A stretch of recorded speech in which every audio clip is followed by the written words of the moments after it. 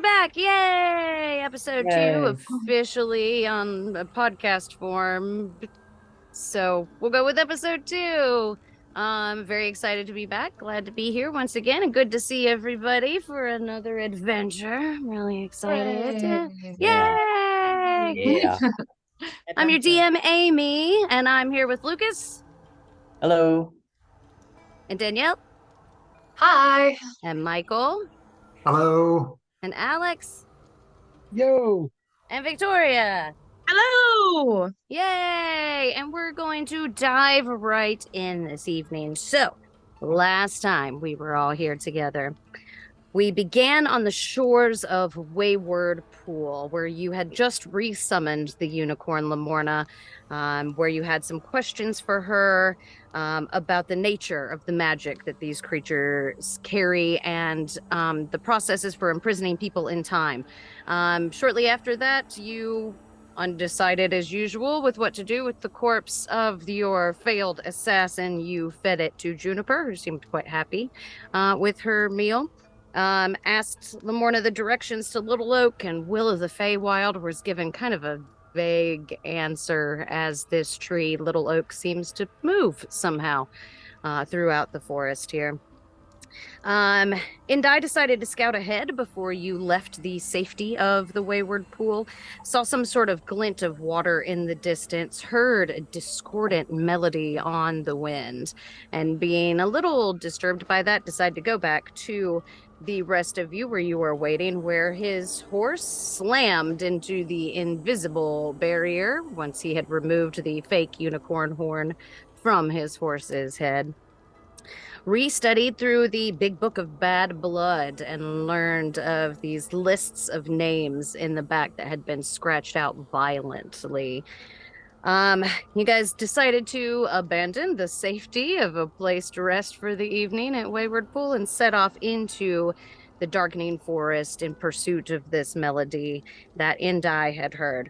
As you progressed onward, you did eventually hear the music that Indai had told you about, familiar but discordant. Dash, with his nice perception roll, heard something else, the flap of wings in the air from above you.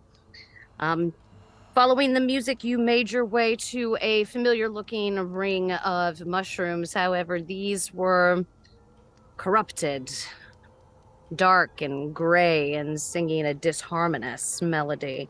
Knowing that you had seen this before, Echo, you picked up a stick, flung it straight into the middle of the circle of mushrooms, where a large winged creature swooped from above, snatched up the stick, broke it in half, and engaged the Undeciders.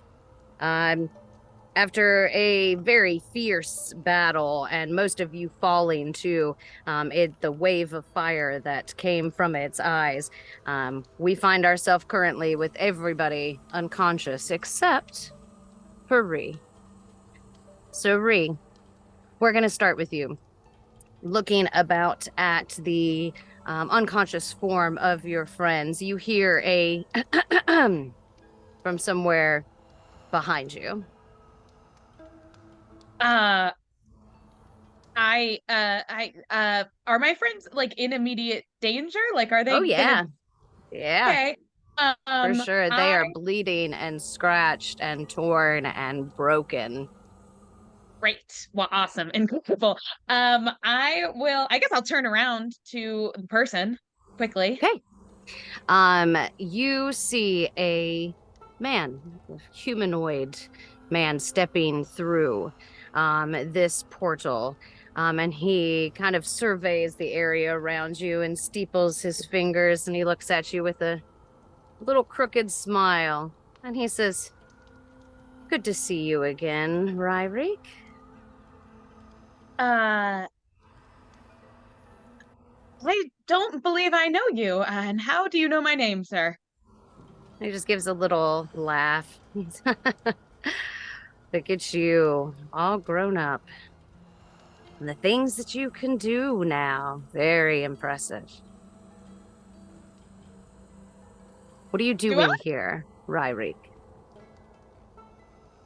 I don't think I owe you an explanation. It's not safe here. You're putting yourself in danger every minute that you are here. I I am very aware of that, but I have my friends. Friends, these things.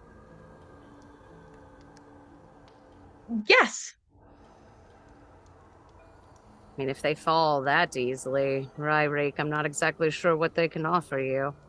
that was not their prop. That was my fault. I should have retreated when Echo said to retreat. That was my fault.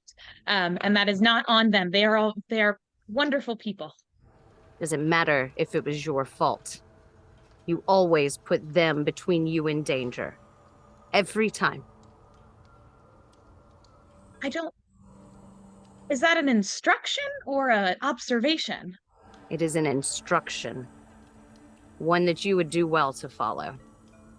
Um, can I make an insight check into who this person is? Yes, I will allow you to make an insight or history check, either one. Yeah, because you said human or um okay. History is better. So it'll Okay. be a history check, which is 8 + 6, which is I can't do math right now, I'm frazzled. 14. 14. Um, you recognize this man. You've actually seen him quite a few times here in the Fey Realm. You saw him smiling at you through the last portal you were at. You saw him playing music at the Soggy Court in Hither. Although now he's not. When he was performing before, he tended to wear these really spotless, white, kind of shapeless forms, but now he is wearing an immaculate black tailored suit. I mean, it was absolutely made for him. Okay. Um, I don't I don't have time for this. My friends are in trouble and I will help them just like they have helped me. And I walk over to Amrik? You can start making your way over to Omric, and as you turn, he says, Ryrik Arya Rissel. Don't you walk away from me.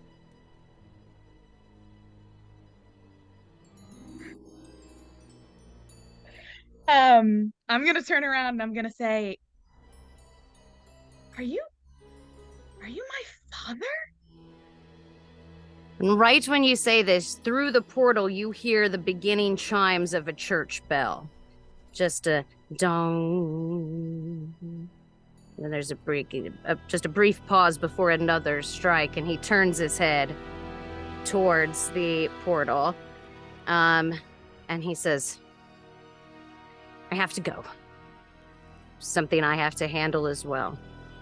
Listen to me. Take your friends and leave before it gets any further. What is it? Just leave, Ryrik. Go home. And right before he stops in front of the portal, he turns around and he goes, and every one of you come back with 1 hit point to begin to gasp and cough on the ground.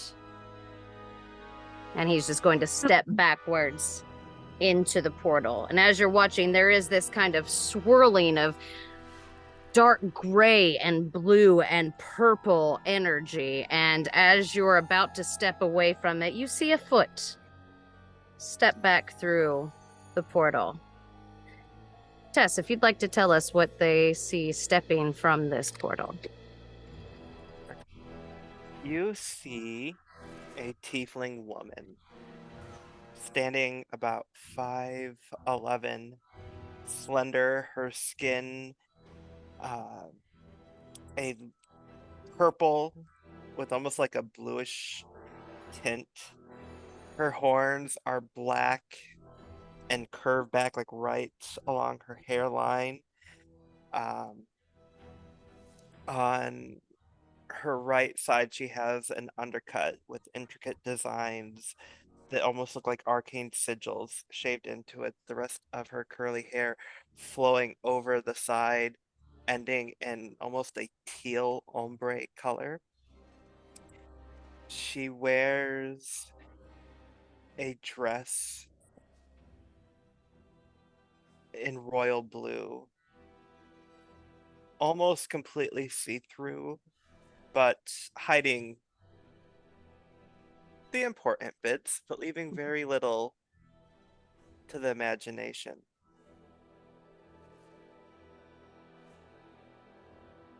She wears knee-high black leather boots, and as she comes through, oh, and her eyes are also like a shiny teal color. I'm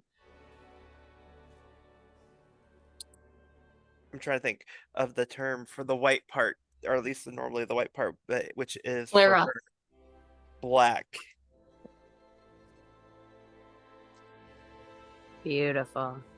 You all see this. Well, the rest of you are just now batting your eyes open, taking a beleaguered breath if you do so, clanking if you do not, as your internal mechanics begin to whir once again. And Ree, you see this figure step through the portal, maybe just 10 or 15 seconds before the rest of your companions do. I like put down the like stick or stone or whatever I'd picked up off the ground that I was going to throw into the portal after my father.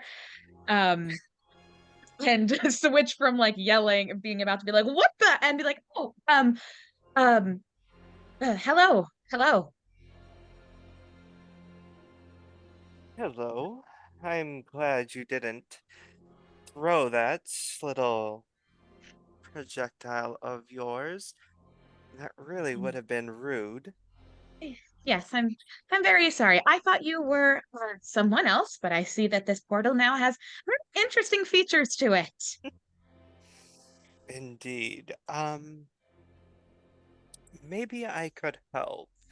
Which of your little friends would you wish to be healed first, if you had to pick? If I had, well, if I had to pick, do I have to pick? I really think that I'm not the decision maker in the group. We should maybe ask one of them.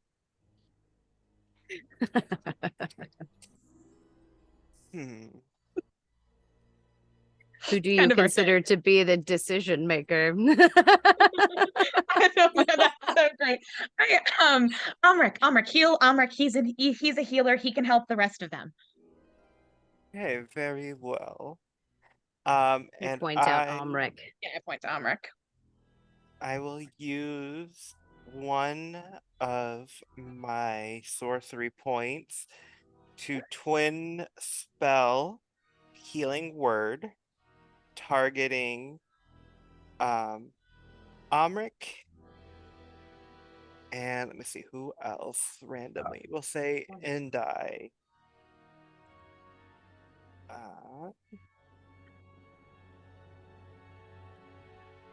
Indai definitely catches your attention straight out of the gate, because of the similarities in form between you. And so one second, I'm just looking You're up okay. one thing. Okay, so it's just verbal. What is the that spell look like when you do it? So it's only verbal. So she will just begin to chant out the incantation in Sylvan, and you'll watch as kind of a flash of light goes over both irises, and both Amrik and Endai will heal 7 points. And take your 7 points of healing. Cool. And you all begin to stagger to your feet and assess your surroundings. The portal, you in particular notice, is starting to shrink in size. It hasn't completely disappeared, but it is It is shrinking rather rapidly at this point. And the rest of you all take in this new person who has appeared while you were unconscious. Who are you and why are you here? Who sent you? Enemy or ally? I'm trying my very best to find out, Echo. Sorry. You do see that I'm trying to help, don't you? By Yes. any chance, are the other two close enough where I could touch both of them at the same time? Yeah. Okay. And so as I'm talking, I'm going to walk over and use another sorcery point to twin spell Cure Wounds.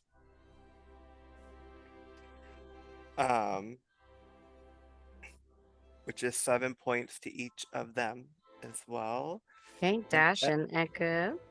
And so as I'm like kneeling down, my hands caress, like innocently, like how like moving the hair out of their foreheads, or like a hand along the forehead, caressing the cheek gently. The healing energy is kind of coming from the hand, flowing into the face. My name is Josephine, or Joe, to those that know me well. And let's just say I was sent here to help. Echo's gonna do a one up and down and then immediately look for Juniper. Juniper is... It takes you a minute to spot her because she is crouched kind of in the tree line and has made herself as low to the ground as possible. But you do spot her after just a couple of minutes of looking. All right. I'm gonna just limp on over. She sees you coming and makes her way out of the tree line. Josephine, you are quite surprised to see a massive feathered quadrupedal creature pulling a beautiful white enamel and gold chariot step its way out of the tree line. Am I familiar with what this creature is? You can make a nature check. While That is- Josephine is doing that, I think that Endai is like totally enamored and just like speechless while he looks at Josephine and doesn't look away, but doesn't say anything either. At least not yet. So 1, that was a 14 on nature, and 2, do I notice the stare? 14 for your nature check. I mean, it's not terrifically hard. You know, it definitely has features of an owl and it has features of a bear. And from your education, you can put it together to be, well, you've never seen one in person before. Your family has a lot of books in the library, and you have been tutored by the finest. So yeah, you've definitely heard of them. It is impressive to see them in person.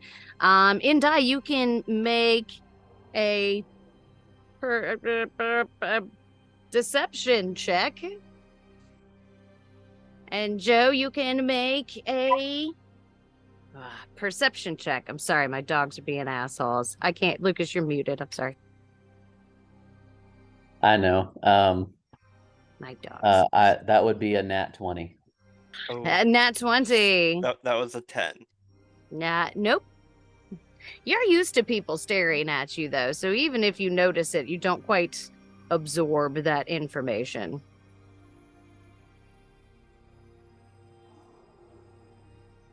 All right. What would you like to do now, gang? I think take stock of who's hurt the most after our. We're all hurt the most. I think everybody's up to about the same. 8 points for everyone. I'm giving Juniper a once over, like lifting a paw, just inspecting for She does have a wounds. really big thorn embedded in her left front paw, but otherwise she seems to be uninjured. I'm gonna have to take tough this out, pal. She's a tough little thing. She's tough. Poor little Tough baby. little owlbear. She gives you a little growl and sad noise. I can't do it. I can't do a bear sad noise sound. Like, oof, as it falls out. How about we get something from your hat as soon as I get this out? And she drops her head to you. The owlbear is wearing like an oversized, like a conical, almost like a witch's hat that points up into a little spiral that it makes at the tip of the hat. That's new. You haven't heard of anything like that before. Well, I'm gonna make my way around the group and just do a quick like lay on hands pool touch for everybody and give everybody an extra 4 on top of wherever they all are. Everybody gets 4 hit points of healing. And Can it is Ree- quite late at night now. The moon is pretty much directly above. I'll go ahead and hit one of my potions and ask if anybody else wants one as well. Potion of healing, excuse me. Okay. Hey, we If got you. If you need it, I do have a little bit more healing I can do. It'll take me about 10 minutes or so. I don't know if you have the time now or not. And we'll I- walk over towards the owlbear and just... Interesting. Never seen such a creature in real life.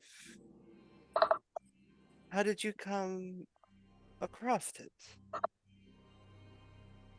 It's more like she found us, but I'm immediately gonna step between Josephine and Juniper. Yeah, Ree followed right behind Josephine and will join Echo in blocking it. Her. I mean, if They you like their don't owlbear. wish for my assistance, I may take my leave. No. We can Who all are do you? more. Did we not? Did anybody get that? Who are you? Yes, I'd love to know more about that and why you're here. As I mentioned, I was sent to help you. And from the looks of it, you definitely need all the help you can get. Sent by who? By the person who came out of the portal before? No. But do you tell all your secrets when you first meet somebody? No. Depends on their rank.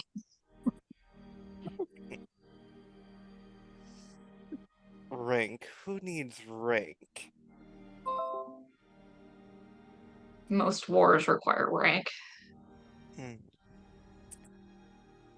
Well, war is something I know very little about. Juniper, do you want help from this person? And she'll just kind of lean over your shoulder, and Josephine, she'll come really close to your face and just give you a little.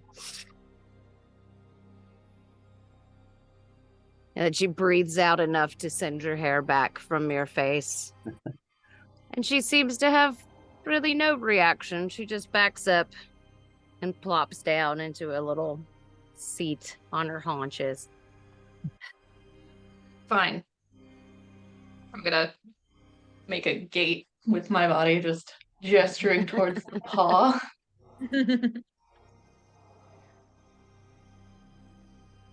Her left paw is slightly off the ground. She's not putting it all the way down. Oh, I will approach slowly, delicately, reaching out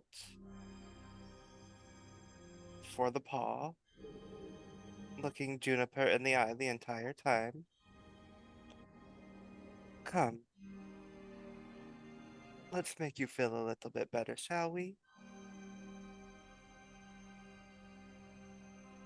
And if Juniper will allow me to touch, I will cast Cure Wounds on Juniper as well. You can make either a medicine check or an animal handling check. Because it's a little of both. They are the same, but that's 17. 17, yeah.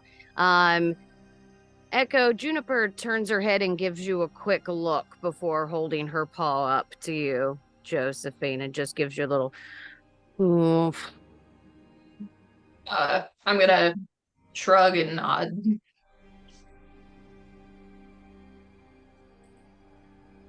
I'll take Then we'll do the hat. Yeah, the hat. Do the hat. Cute little hat.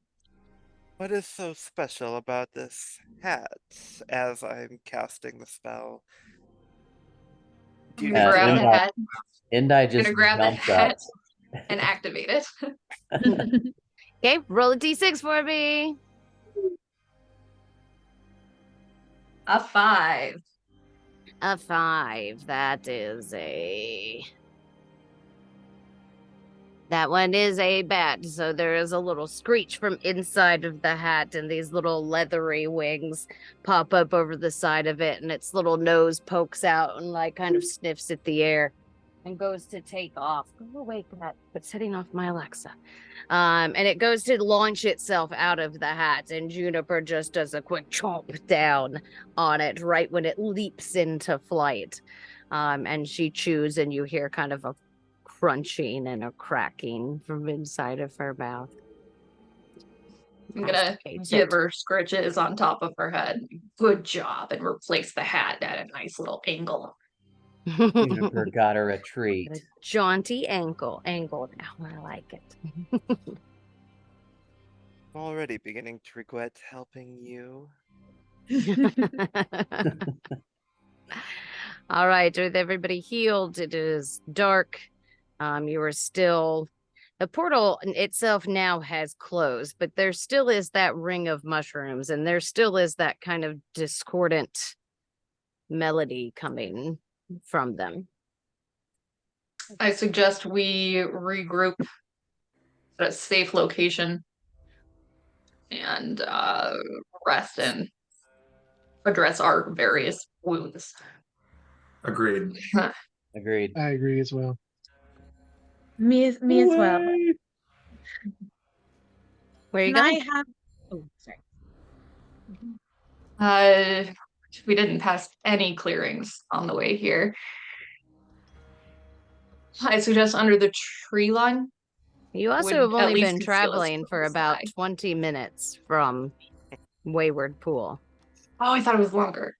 We could head back to Wayward Pool. We were told that would be safe for us. Yep. I go Very ahead, well. Indai goes ahead and like reaches in his pocket and grabs his little horn and puts it on. And then did Bane make it? Did Bane make it? Yeah, Bane's here. Yeah. So I grab Nothing happened to Bane. Bane. You I see grab him Bane. pull out this spectral horn. Well, first he reaches into his pocket and pulls out like a stick that's been carved to a pointy end. And it's got a rope on it, and he ties it to his head with this stick pointing forward from his forehead. But you see him do the same to this kind of giant spectral horse that has just kind of appeared. And I just say, I'm ready. Let's go. Anybody else? Anybody else? No? I will Lead follow. on. Me as well. Are we all I'm headed gonna back? take second with Juniper by my side. Okay. You're welcome to come, I suppose. Looking directly at Omric. Is that right? For people who help us. I think it at least warrants a further conversation. new friend, if you wouldn't mind joining me here in this chariot, that will make the ride a little bit easier. At least you have manners. Thank you. I appreciate it. And Indai kind of like goes over in his horse and like raises his eyebrow at Josephine and like rears the horse up in like a chivalrous as possible way to like try to impress Josephine, and then does a little circle and keeps on going. He's majestic upon his steed. And I and just for value, I rolled a 15 in animal handling, if that helps. Very nice. It wasn't, it wasn't obviously, Josephine, from your history and where you live and the kind of people you associate with. It was pretty good. It maybe wasn't the best trick that you've ever seen, but it was up there. I will,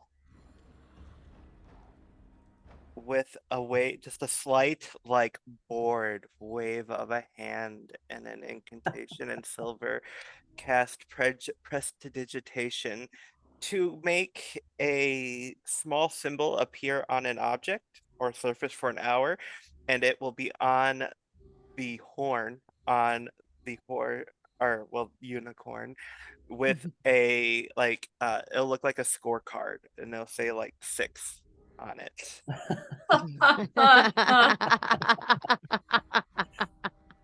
I love that. A Nice. 6. 6 is good. It's above 5, above average. Not sure. Right. All right, you all make your way back to Wayward Pool one after the other. Amrik and Josephine, you are riding together in the chariot. Is there anything you would like to discuss as you all make your way back towards the pool? And that's all of you. You can all discuss whatever. Can I, as they're getting into the chariot, I'm gonna cast message to Amrik. And it's I'm gonna cast message to Amrik and just say, I know this person helped us, but I do believe we should be wary of her. 16, nice.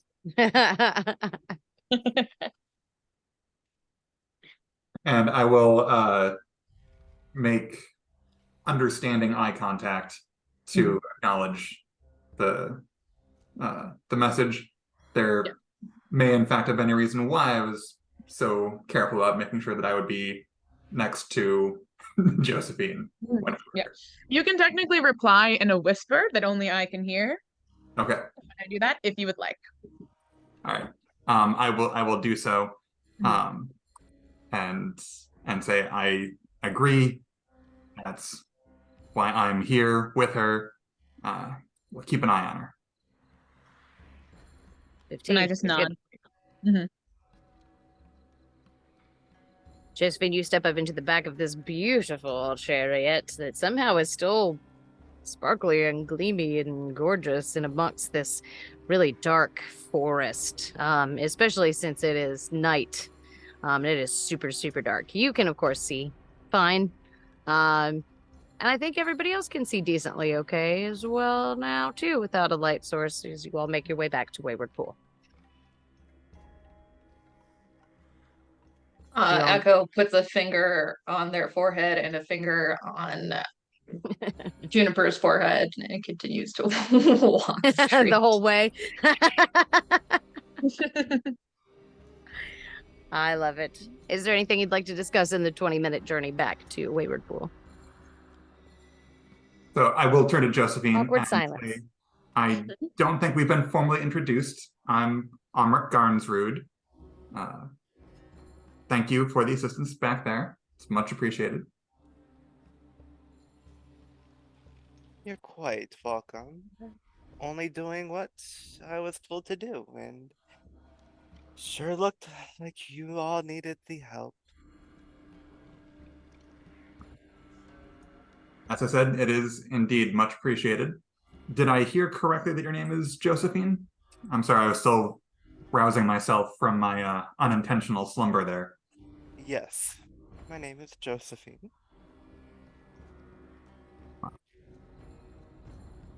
Well met under trying circumstances. Well met. I'm sure that there are other reasons you asked me to join you in the chariots.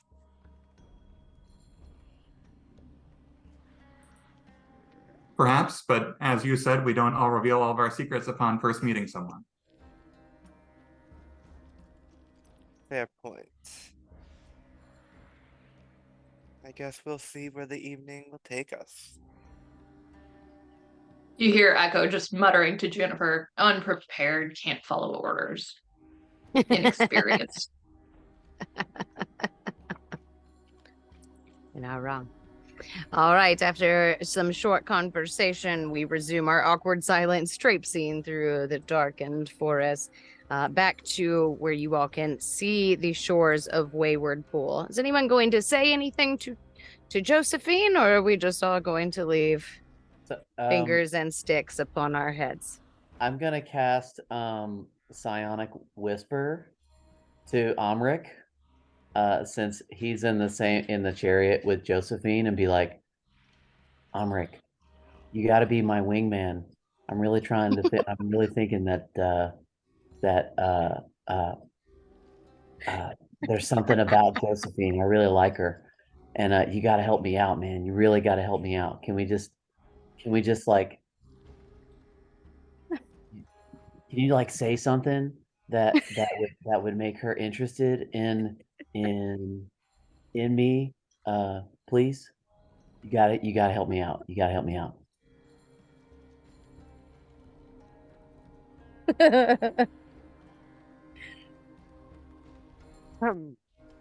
All right.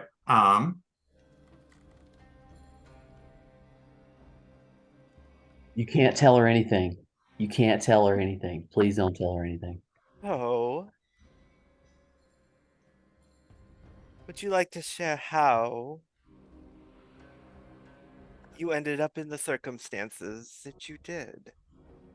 How did four of you get so close to death? Well, we were following along with the guidance of Indai, our compatriot on the horse there, who you saw, who had very bravely, I must say, done some exploring ahead of time, and found that there was some unexpected, somewhat discordant, disharmonious music in that area, and so we had gone to investigate. Way to go, man. Way to go. He is quite handsome, I'll give you that. But what went wrong? Well, we encountered that circle of mushrooms, and as we have in the past, we decided to test the borders with a stick, which it's unclear to me if that was the cause or if the thing had been following us for some time, but we were set upon by some sort of terrible, terrible beast that came from the sky.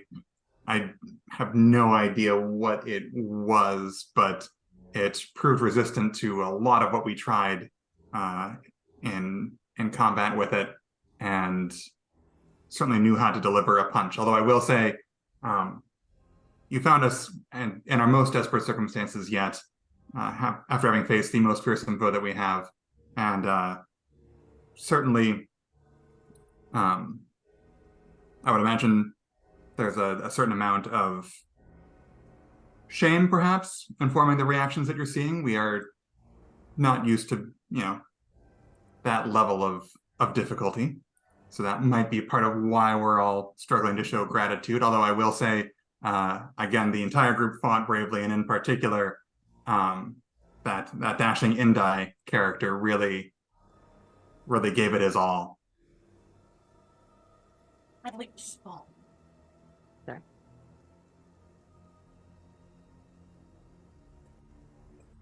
All I'm hearing are excuses. If you really wish for me to be honest, you should be honest with yourself. You just happen to have bitten off more than you chew. I am sure that there were mistakes made, and by individuals. If you wish to survive, it's imperative to understand where these mistakes were made and how to correct them so they do not get made in the future.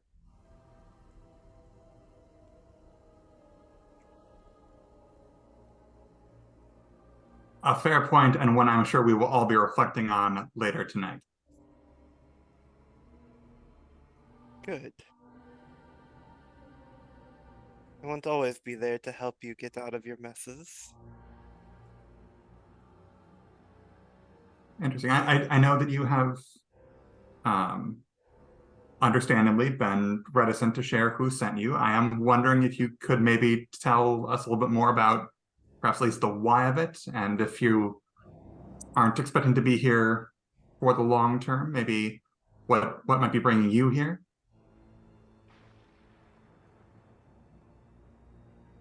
Let's just say that those that I answer to are interested, have been paying attention, and knew that you had bitten off more than you could chew.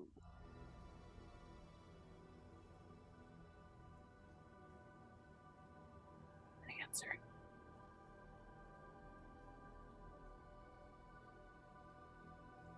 Amrik has many thoughts that he's keeping to himself at this moment, at the risk of, so as not to offend our new friend here. Am I close enough to overhear any of this? All of this? Yeah, you're in the just right in front of them, next to Juniper, who is pulling the chariot quite closely. So yeah. Yeah, I'm not trying to keep anything quiet. I'm very much opinionated and sharing Everybody's my like, opinion.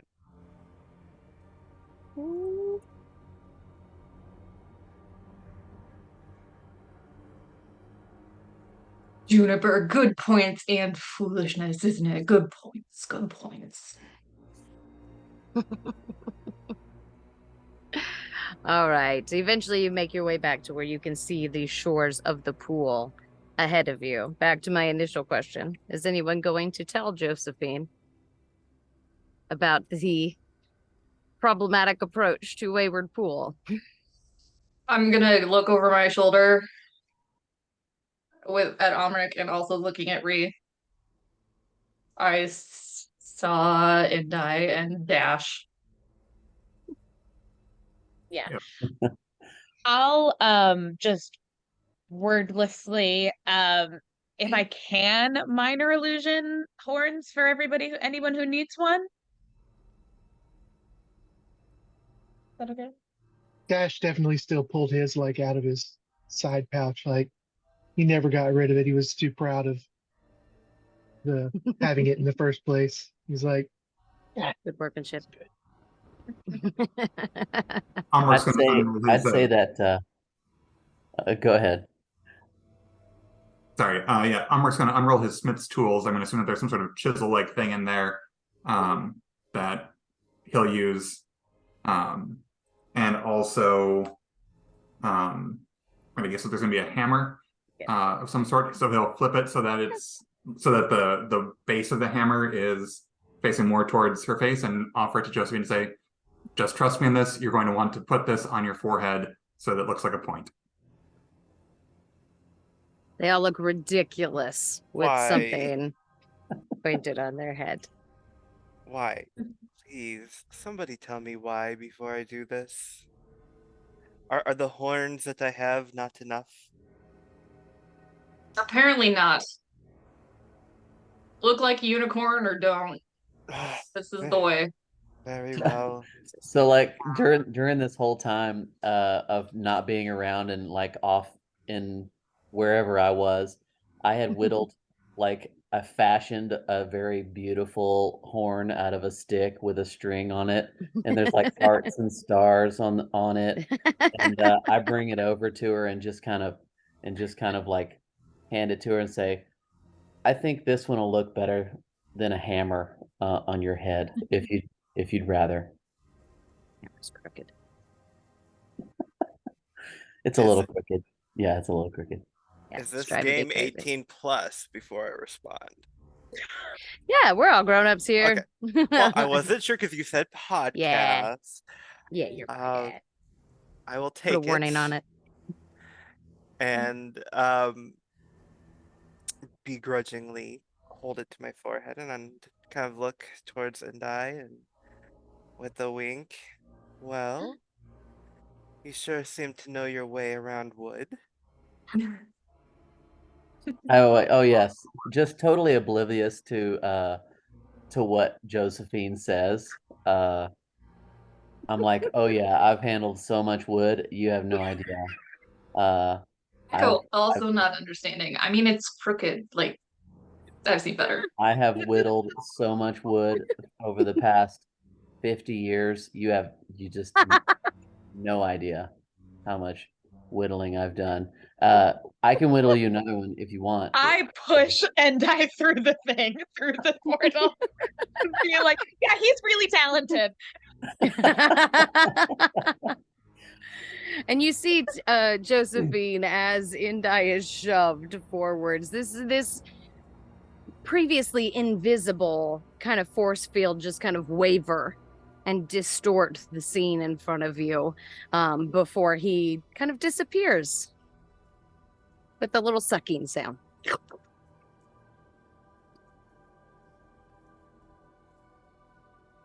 Okay. Echo and Juniper, with fingers held to their head, make their way forward as well, and you see the front of your chariot go invisible as Juniper steps through this force field. This better not dirty my dress.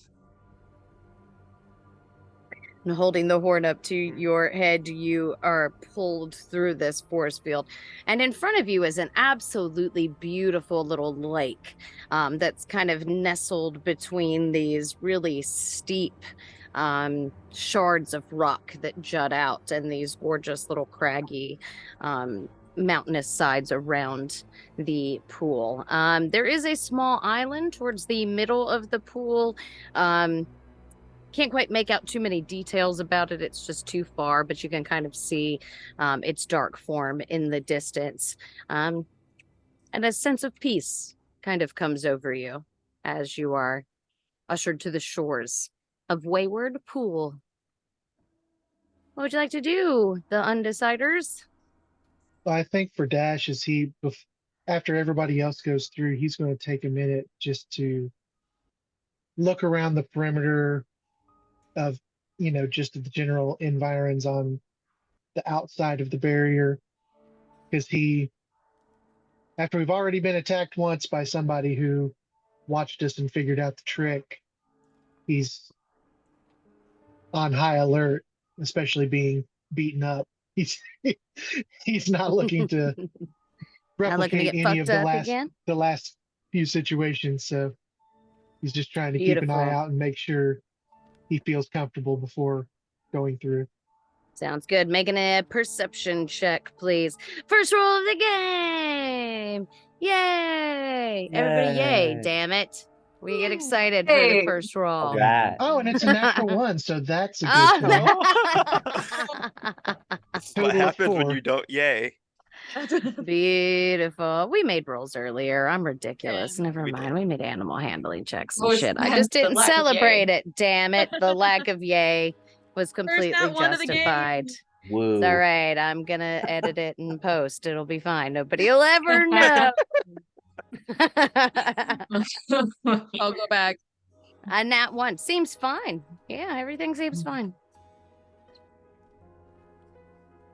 You made me. You hear Yeah. the call of kind of night birds and small creatures in the underbrush, but nothing seems to set off your alarms.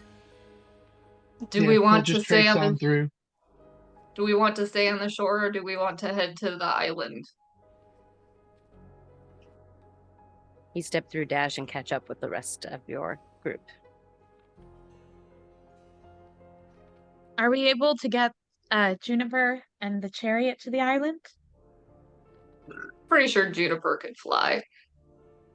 Yes. I don't know about the chariot. Chariot can glide at most. Wonder if it would break if we put it in the boat. Big boat? Probably not. Probably No, not. not the big boat.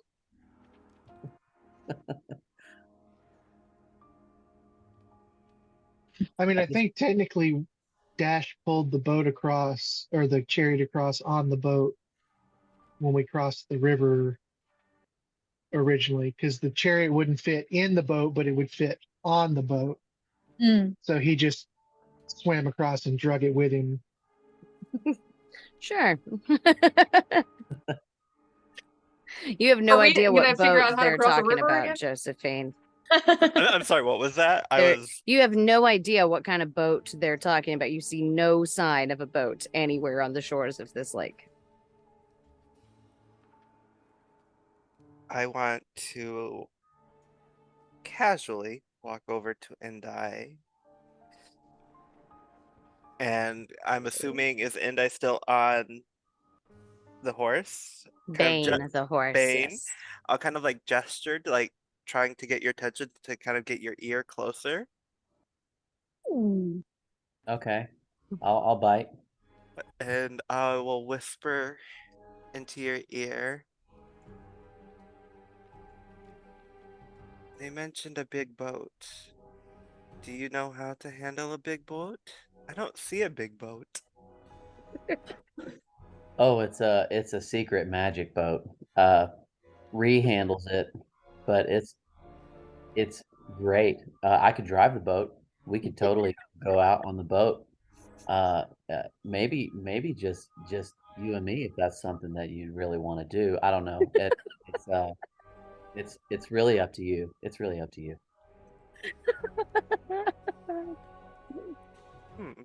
We'll see. I'm always interested to see how well people can handle their boats. It's the best game ever. I love boats. If you love boats, I love boats. Let's do it. I mean, Bree is the best with the boat. Why are you talking about boats without including Ree? But still totally oblivious and not even thinking that direction. Ree is just off in the corner, not at the corner, but like a little whiles away, like in the back of the group, being pretty silent. When you say her name, she says, "What? Excuse me? Huh? Boat or Boat, Ree. shore." Boat? But Can you yes." can you make the boat to where it's like perfect for just me and Josephine, and then you guys can go on the chariot over there, and then Or we could Huh? stay on this side of the shore. yeah, we could do that too. I'm We'd like very happy to stay on this side of the These shore people. instead of spending more time talking about the logistics of navigating bodies of water. These people, Josephine, why are they arguing about where to sleep?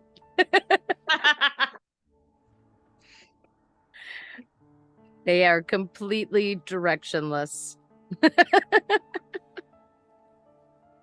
What's the distance from the shore to this island? It's about 200 yards or so. I think we're drawing Josephine in to the undeciding nature of our group. It's just a part of it, Just a part of who they are, Josephine. really. Really? um. um,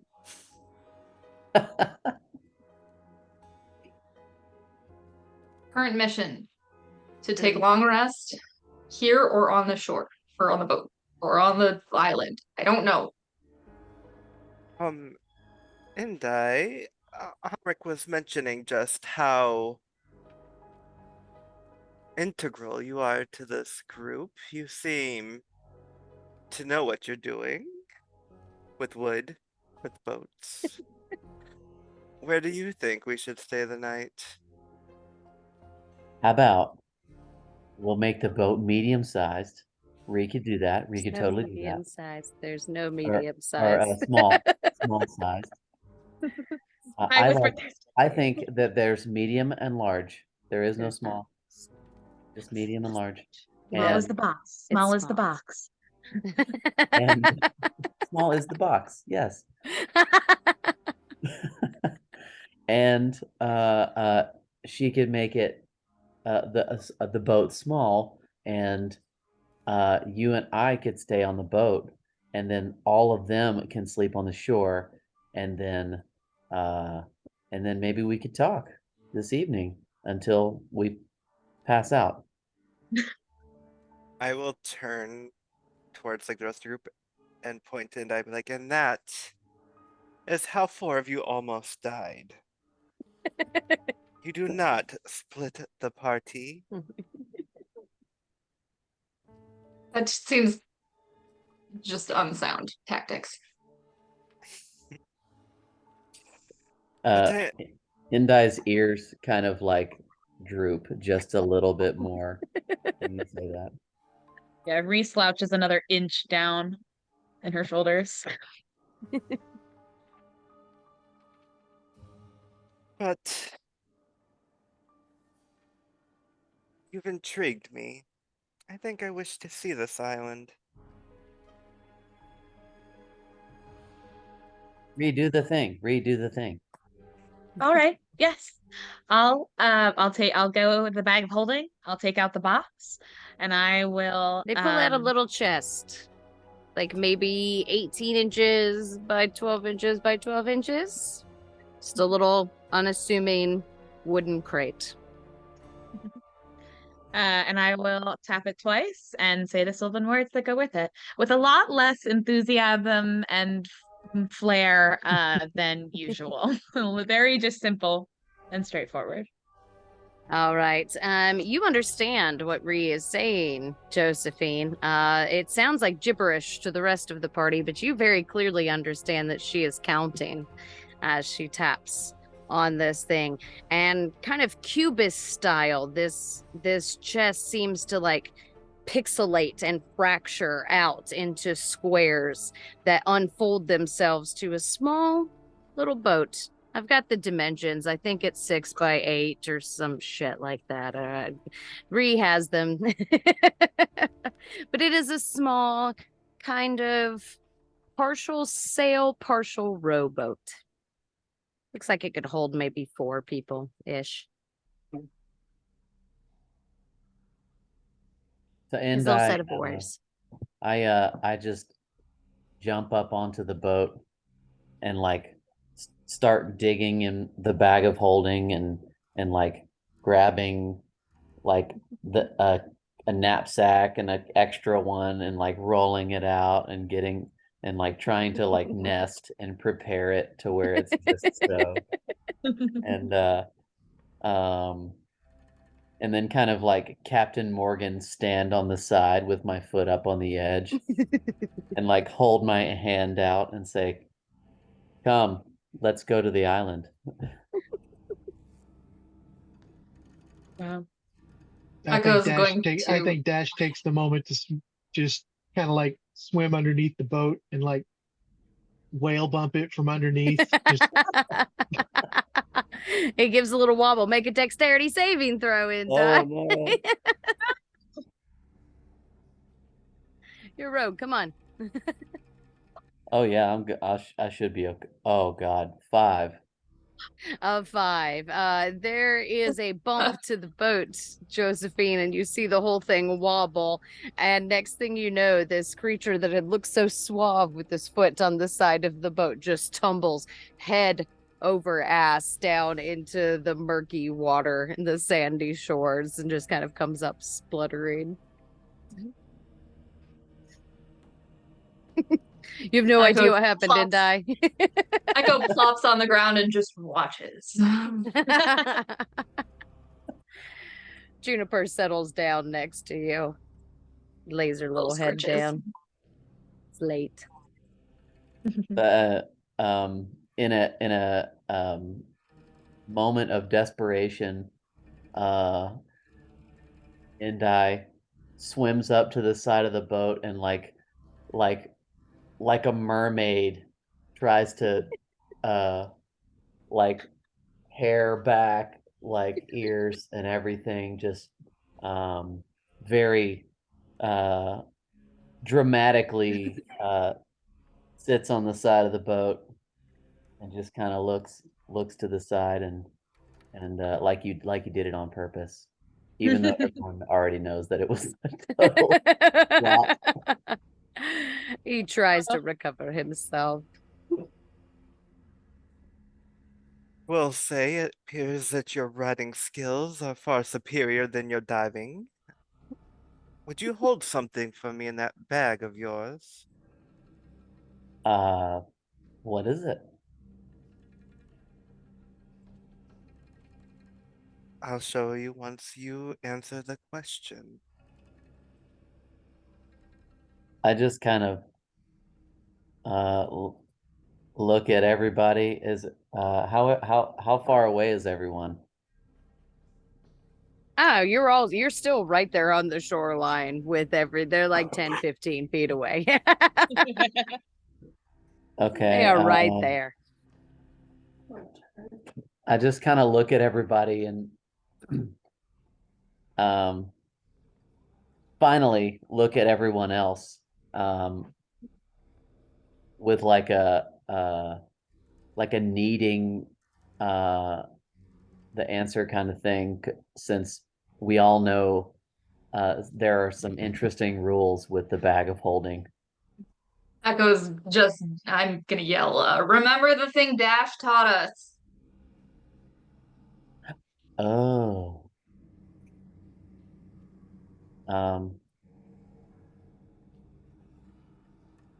You guys have no idea where Dash is. He's gonna say yes, but with stipulations, we will stop you if it's not gonna work. Yes, we have some delicate items in there that may not play well with others. But he's gonna That's want okay. to say yes, I think. Looking at Omrek, right? That's what he's gonna do. Free, like he's gonna say yes. Yes, I just He says nod yes and give a thumbs to up to everything. Okay, yeah. and it's okay. It's okay. I Everybody's still have watching you. So we got Popcorn. I still have psychic whispers on. How long has it been since I used that? About 15 minutes, 20 minutes, something along Oh those yeah, lines. I've still got psychic whispers on Omric. On Omric. And I just kind of like, do you think that's a good idea after the last time, Omric? I think it's worth saying yes, and we can always take it back if we need to, if it's going to cause an actual issue. But otherwise, for right now, extend the welcome hand as best we can. And like before Omric even finishes all of that sentence, well, he just says yes, and I turn to Josephine and say yes. I will turn away from Endai slowly, and I will allow my dress to fall to the shore, and gently pick it up and toss it to Endai before walking slowly into the water and beginning to swim towards the island. And if I may, I do have art of what Endai would see. Yes. If I can pop it in the chat. You sure can. See, art. Just because I happen to have this and I love this artwork. Nice. Probably without the bow. Whoops, let me see here. It's been so long since I have used Zoom. Let me remember. Da-da-da. Yes, it's a chat button. It should default to everyone in meeting. Yep. There it is. So that is what she Hello. looks like Cool. as she walks into the Wow. water and begins to swim away. Damn. Everybody gives a whistle of appreciation. And Endai like Involuntary starts like whistle. searching for the oar vigorously, and They're easy to find, right? And And it's like they're already in the notches. following her, leaving everybody else behind on the shore, just like. All right, let's start with Josephine and Indi. You do eventually make your various ways out to this little island. Josephine climbing out of the water onto kind of this. Now that you're closer, you realize it's more of an rocky outcropping. There is a brazier that is unlit, but it has kind of embers of coal burning in the bottom of it. You can tell that it has been lit recently, but it is not currently lit. There isn't really anything else in this on this little island, but you can tell that somebody has been here not too long ago. But there's not much else other than these kind of rocky outcroppings with very small spaces to potentially set up a camp. And you row up just shortly behind Josephine. As Whoa, I that exit was the really water. cool. Whoa. You look wow. And I just like pick up the dress. I didn't even realize it, and put it in my bag. I have your dress. Whenever you need it. Where you gonna come on the boat, or it's okay if you don't want to. Fine. As I'm exiting the water onto the island, we'll use prestidigitation to dry off my body except for the hair, and kind of looking over my shoulder, holding the hand out for the dress.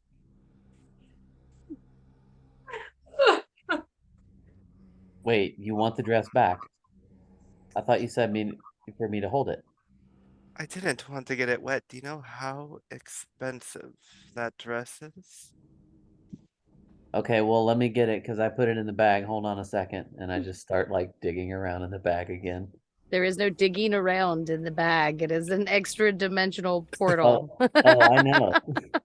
Pocket dimension. You're just reaching your hand into nothing. Realizing that, Gesture. I'm still digging around for some reason.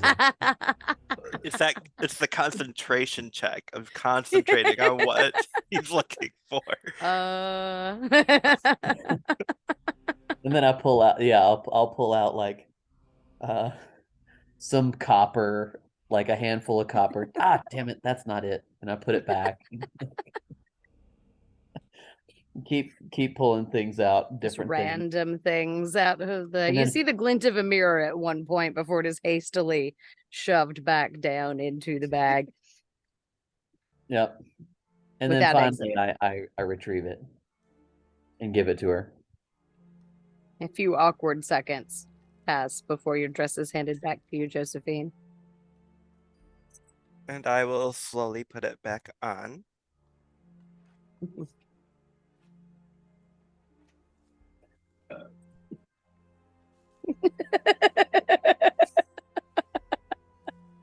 That's the best face. Wide-eyed, mouth agape. Thank you for our podcast listeners who can't see your stupid face. The rest of us are fake flipping our hair like a little mermaid on the rock.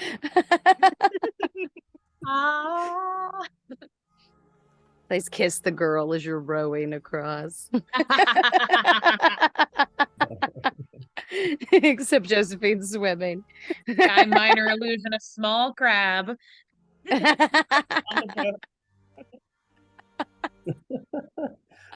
All right, fully dressed, you both find yourself on the island. Is there anything you'd like to do? Say. I'm at a loss. We can jump back to our other four back on the shoreline. Is there anything you would like to do as you are making yourselves comfortable and settled in for the night?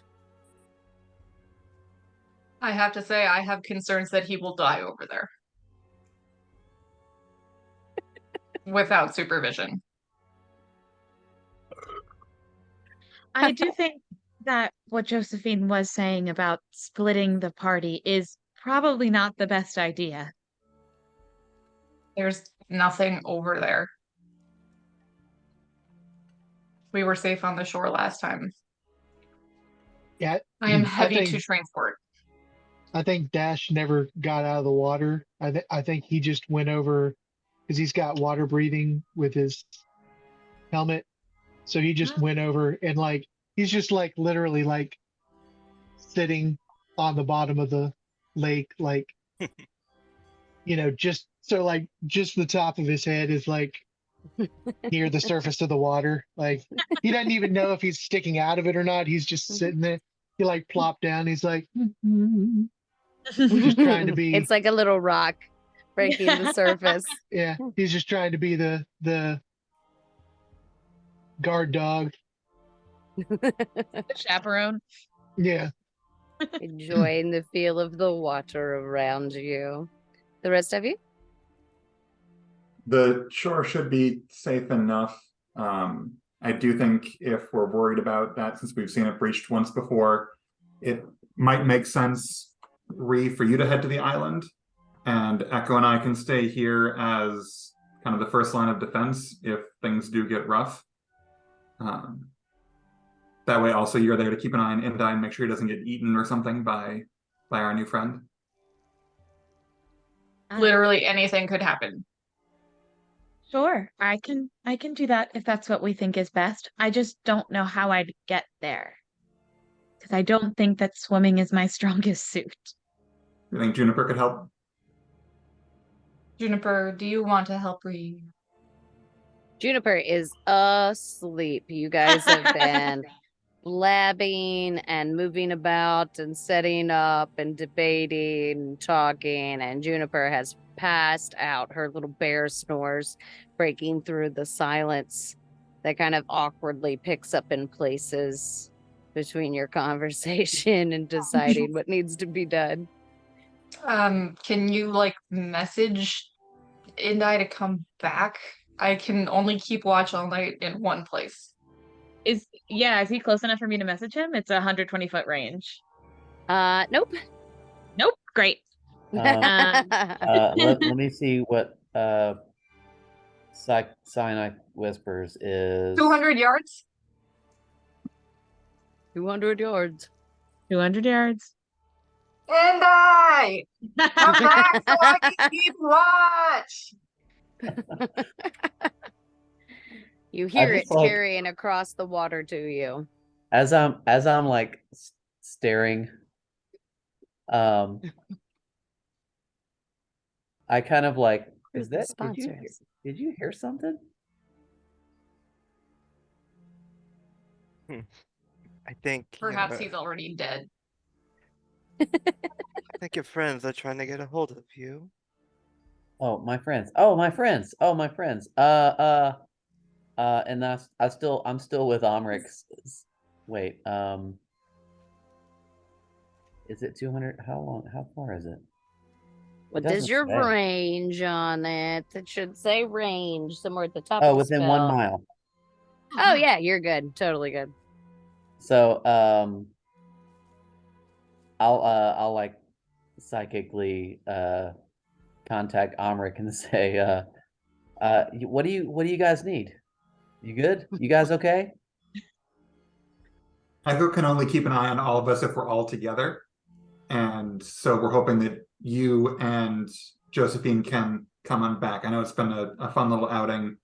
Hopefully you've had a chance to get to know her a little bit better as a person, really, get into the deep conversations, but now it's time to come on back so we can have a good long rest together with Echo keeping guard. Oh yeah, we really got into it deep. I mean, I'm telling you. And I'll just I'll go into like a real big long spiel about big fish type story about how I impressed her and how she was totally into me, and then I'll turn to Josephine and say, I think we need to go back to them. They don't want to split up the party. Well, at least they passed the test. Very well. Let's see how well you can handle the boat. And I just jump back in the boat and with oar in hand, ready to go.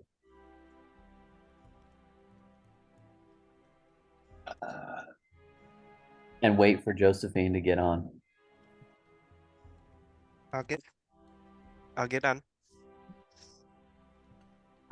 All right, you both make your way back onto the boat and cross back to the shore to the company of your companions, except for Dash. Nobody really knows where Dash is and hasn't for a while now.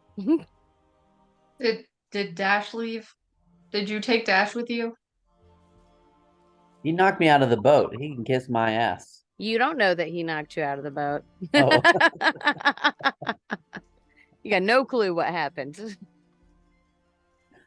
I assume I noticed him going in the water with my passive. I got drink up my nose. I would imagine so. Classy.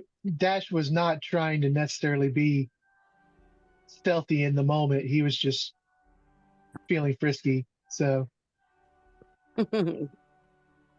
Maybe he's swimming. Maybe, I mean, I don't see him on the shore. You can all make a perception check to see him. And there should be other passive scores. What is it? Passive perception, passive I have the highest passive perception. intelligence. You can roll a perception though. And Alex, you can roll, or sorry, Dash, you can roll a deception. Roll a deception check. Who gets the highest? I'm so hot. I'll say 22. 22. Dash? there's no way I'm beating that. Yeah, I got a 9. 9. You do manage to see, looking out over the lake before you, you do notice a rock that you hadn't quite clocked before, but it's not quite super rocky. It seems to have a more organically rounded kind of shape. And approaching it, you can see the form of Dash sitting on the floor of the lake with just the top of his head peeking out over the water. I'll stick my face in the water. All right, do you want to rest underwater? I can't watch you here. Oh, sorry. No, I'll come back. He stands up and makes his way he back stands to up the and shore. starts swimming back. Yeah. Eventually, you all regather on the shores of Wayward Pool. And as you are getting ready to make camp, let's go ahead and take a quick break. So, everybody grab your snacks and get your drinks and come back and join us in just a few minutes. We'll see you then. Yay. And we're back. And you guys have all regrouped on the shores of Wayward Pool and settled in for your evening. What would you all like to do? The Undeciders and Josephine? I think Endai is so tired from all of the showboating and things that he's been trying to do that he just like kind of like slowly starts to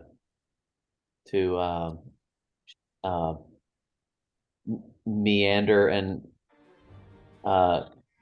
care less a little bit about whether or not Josephine is gonna do anything and just passes out. All right. As he does, he tends to sleep first. He's a Taurus. I don't blame him. How are we taking ours? Are we just all going to sleep for the night? I did hunt you You all were told and left you a leg. that this was a safe place. Lamorna had told all of you, except for you, Josephine, because you weren't here previously, but they had told the rest of the party that this was a safe space to rest for the evening. So it's up to you if you would like to take Lamorna's word or if you would like to set watches. I will take a sentry's rest.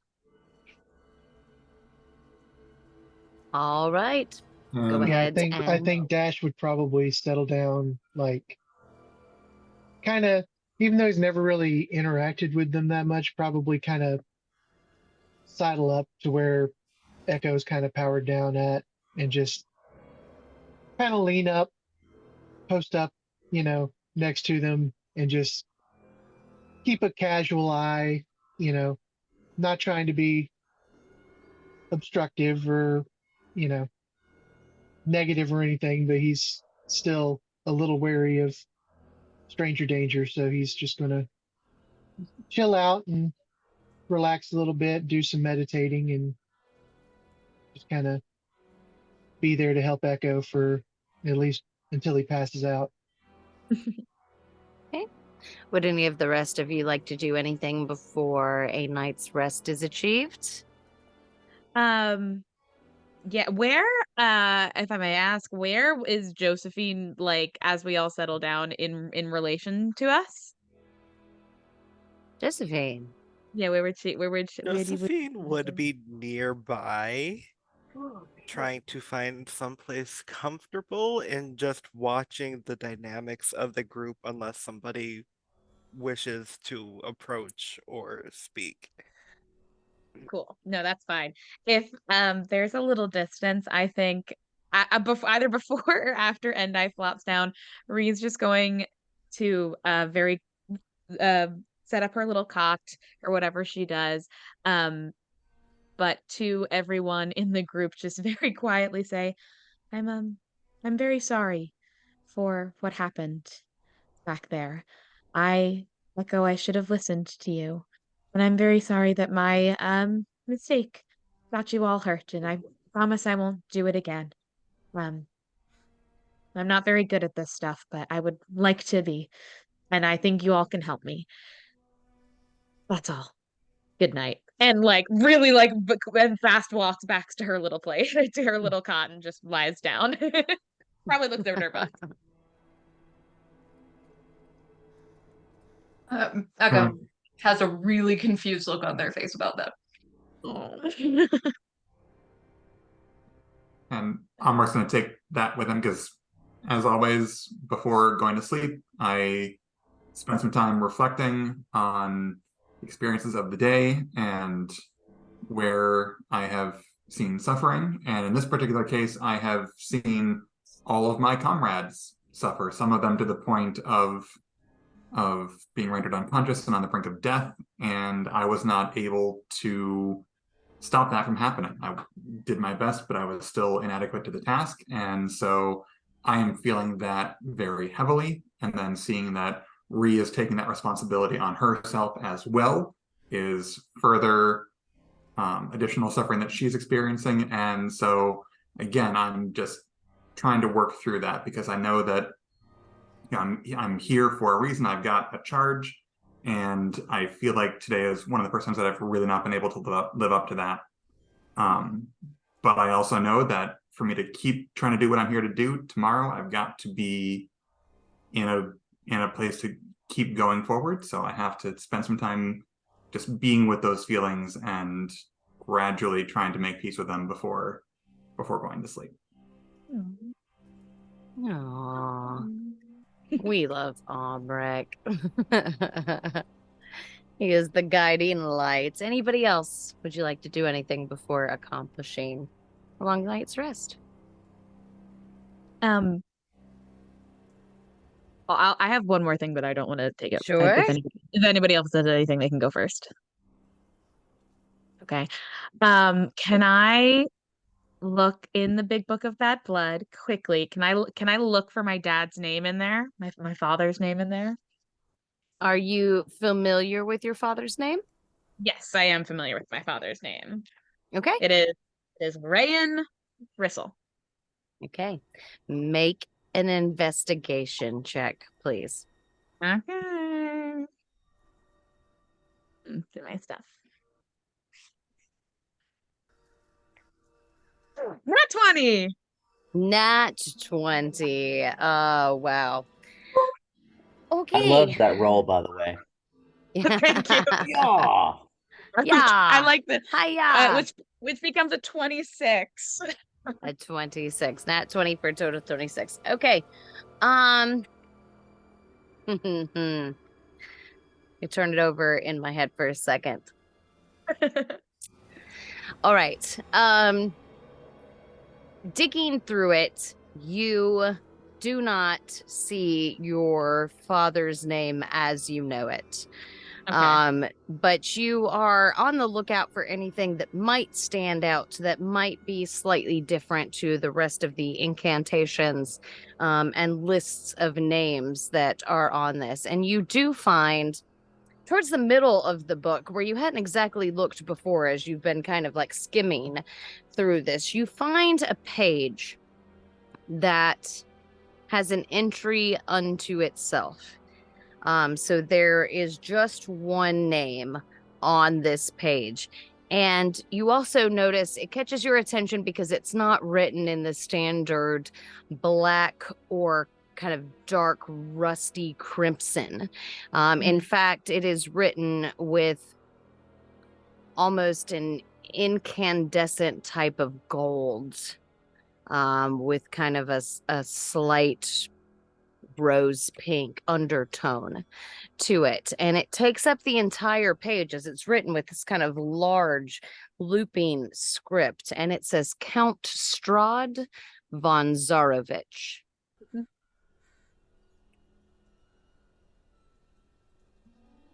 Von Zarovich? Zarovich. Zarovich. Okay. Great. And it is a page, there's a whole page in the book written With for it. nothing but this name on it. And it's not like this absolutely huge script that takes up the entire page. It is kind of scrawled towards the center of it, but it catches your attention because the ink of it seems to kind of shimmer with almost this arcane type of weave somewhere beneath it. So it's written in this gold illuminated type of script. But the undertone to it is something arcane and dark that you have not quite picked up before. And different from what I've seen in the book before, where it's very like That's bloody. correct. And it is not scratched out. It is not, the page is not torn.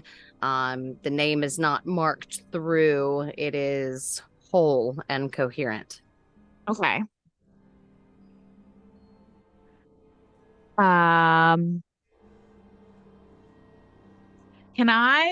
Is it possible for me to cast the identify spell just on that page? Or the ink? I mean, you can certainly try. Great. Yeah, I'll try. Identify? Yeah. I'm going to read the exact wording on that. Yeah, I have it up too. Search the casting spell. The magic item or some magic imbued object. With some other requires to choose.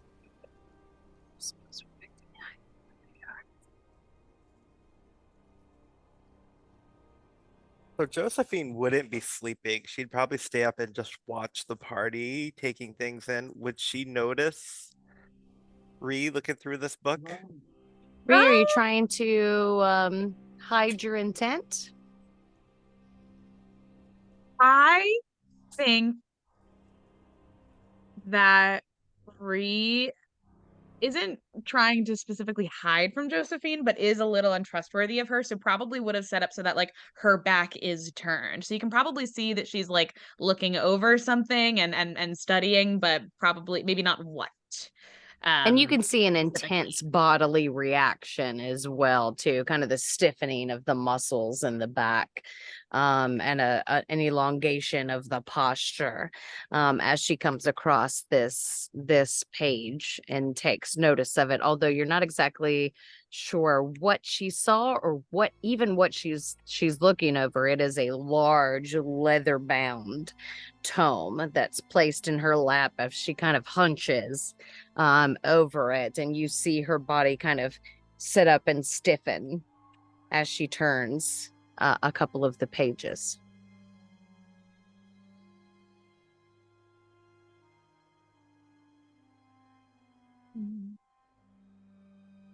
But that is the one page that catches your attention, Ree. Yeah.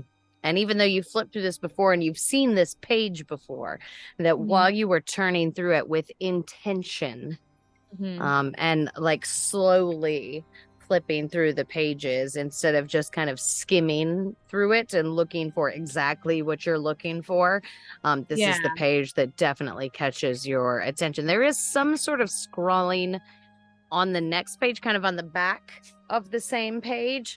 Yeah. But you were unable to decipher what it Okay. says. Unable to decipher in the way that it is like a language I can't read, or that it's like scribbled unintelligible or messed up in some way. It seems to be some sort of cipher. Okay. In that it's not necessarily a language, because you've studied multiple languages, and even though you might not be able to understand some languages, you can at least understand the root of those languages. And this seems to be just kind of a mishmash of symbols and letters and numbers, some sort of cipher that you are unable to distinguish as you were perusing. Okay. And can I cast identify on it, or Yeah, I mean, you can certainly cast identify on it. It is most definitely a magic item. And it is a spell book of sorts. You learn that it is definitely a cursed object, and it seems like every name in it seems to have some sort of curse attuned to it.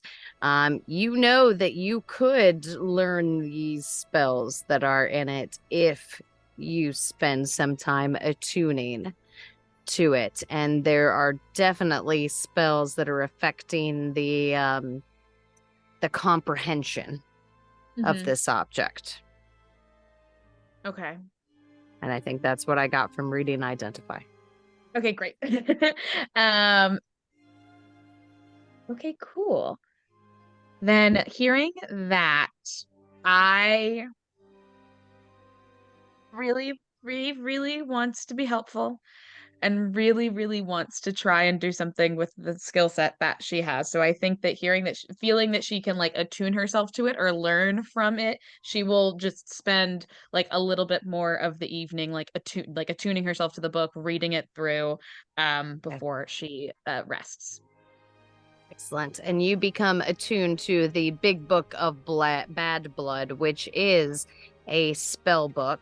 And I will send you spells that are in it after the session. Cool. Great. That you now have at your disposal. Yay! 2 spell books! Awesome. I got you, my friend. They shouldn't affect the rest of the session, but I will send them to you shortly. Reading anything interesting tonight? Jesus. Jeez Louise. I slam the book shut and try and like move it away from me. Just my spell book. I have to practice magic, as you know. You seem awfully protective of your book. Well, any wizard is very protective of their spell book. It is their result of years of hard study and magical knowledge. You just really don't trust me, do you? Unfortunately, no, I do not. The circumstances of your arrival, the that predated it, make me a little wary. And it's Josephine, you don't know what predated it that she is referring to. and it's also, as nice as it is, it's also incredibly strange to find somebody who just appears here willing to help you for no seemingly benefit to you. I mean, if I wished you harm, I would have arrived at the perfect time to do so, don't you think? Well, yes, but there are other ways to do harm. This is true. Well, I can assure you that I do not wish you harm. I'm only here to help. I do not do it out of the goodness of my own heart, but because I was asked by somebody I trust, who I care about. To help us. To help you. Me specifically, or everyone? Everyone. Okay. All right. Well, that's a better explanation than previously given. I don't expect you to give up all your secrets instantly, but you'll be understanding if I'm not so forthcoming with mine. Understood. But if you wish to tell me one of your secrets, I'd be more than willing to tell you one of mine. Is there a particular secret of mine you're interested in? It seems like you have one in mind.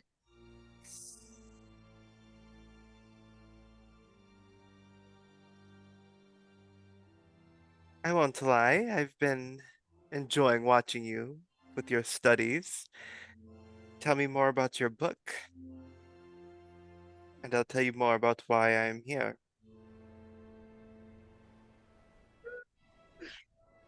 I wish I had my spell so I could detect thoughts.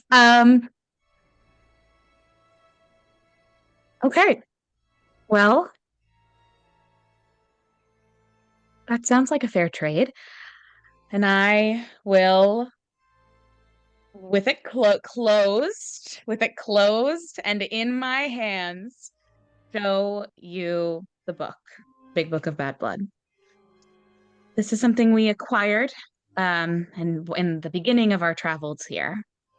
And I've been studying it uh, every so often. I've managed to find a couple of interesting things in it, but I don't quite know the names in it or really anything that it can do. I'm not quite used to this kind of magic quite yet.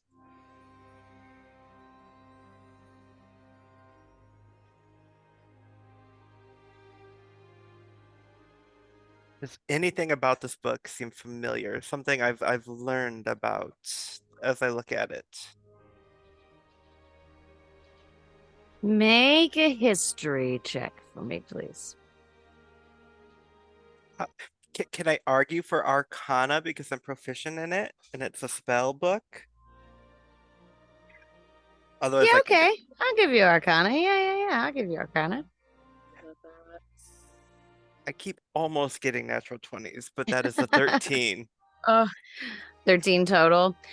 You recognize that it most definitely is a magic book, but it is not a spell book. It is a book of vengeance. And that is what strikes you most about it. Especially with this sweet little innocent studious thing. A book of utter revenge. Revenge. Okay.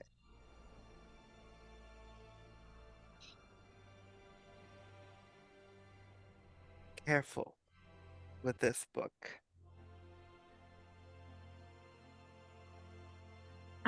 I know. Okay. Now, I guess I owe you a secret of my own. As one that studies and I don't mean this negatively, but relies on a spell book, I would assume you are familiar with some of the easier spells used to communicate telepathically. Yes, of course. I do not. It is not in my particular skill set, but If you could use one of those spells for me, I will give you one of my secrets. Oh, oh, yes, yes, of course. And I'll shoot a message to you. Say like this. Second. Mhm. Um,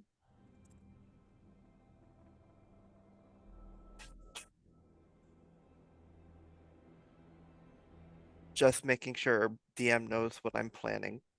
Oh Come my on, come god. on. Is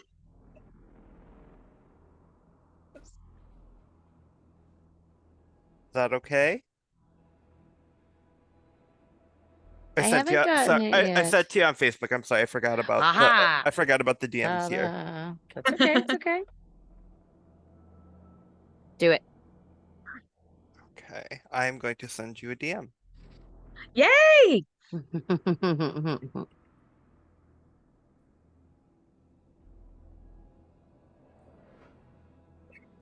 Secrets. Secrets. I opened up the messages on this and just saw once again the photo of Josephine, and I was like, "Is that the DM?" Hell yeah. That is Um, the best A mental DM. message of a nude, essentially.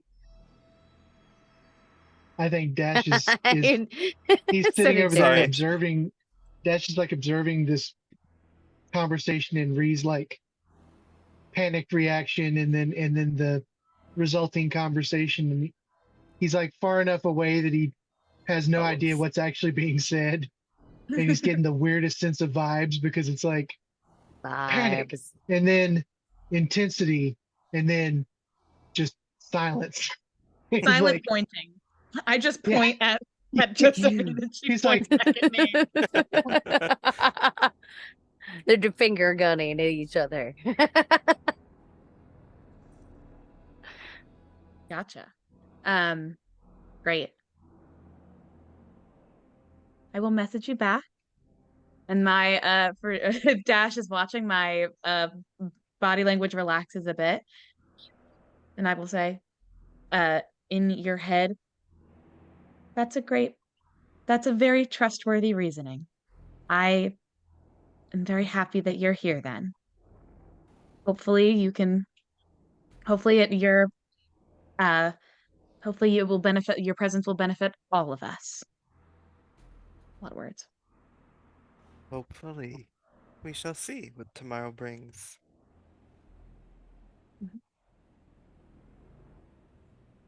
Um, and also now that I know you're not out of message, and also now that I know that you're not going to hurt us, it's really cool to have somebody else who can cast magic here. So if you ever want to like talk about it, I don't know, or like look at my book, that'd be really great.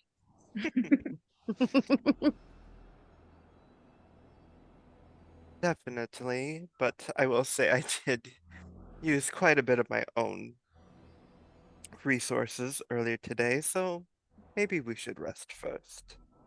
Of course, of course, of course. All right. Well, mhm. After various watches are taken and conversations are had, anyone else would like to do anything? If not, you all manage a long rest and you wake up the next day Woohoo! refreshed and renewed, Woo! long rest accomplished. And it is a new day, the Undeciders. What would you like to do?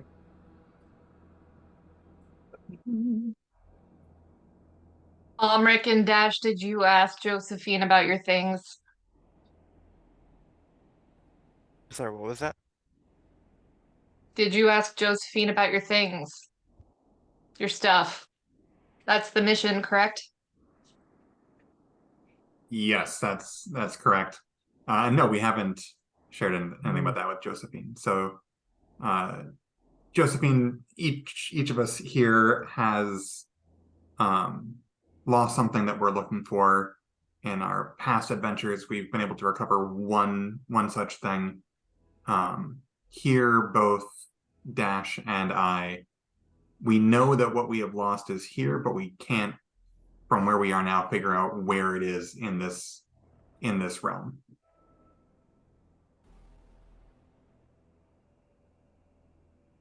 but in the last realm, we found what we were looking for near the hag who had taken over or reworked a lot of that space, and so seems that it might make sense that at least one of our lost possessions would be with the hag who is uh, kind of taken over this space. So you were able to take on a hag and live to tell the tale? It wasn't your thing, but yes, we did. And I guess maybe there is hope for you. What is it you're looking for? What are you missing? Here, I'm going to look to Dash because I'm not in a rush to reveal myself. Well, Dash is feeling the same thing. He's like, "Mm, it's a memento related to my sister. There's a lot of love and love lost tied into it." I kind of immediately interrupt both of them and kind of jump in and be like, "I've got mine. Mine's right here," and that's like around my neck, and I show her the amulet. Josephine, you immediately recognize the symbol on the amulet as one of the leading families of where you're from. And what might be the story behind your amulet? Uh, it was around my neck when I was found. That is all you know. You do not know. I know that that it came from my parents, and um, that that I've always had it and felt a connection to it. And I can do this, and then I immediately like burst into song, and and um,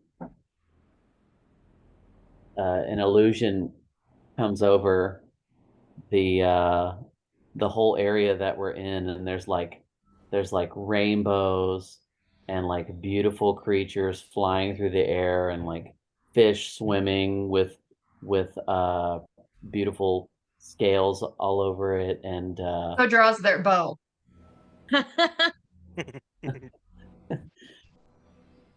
and just to show it off, I guess.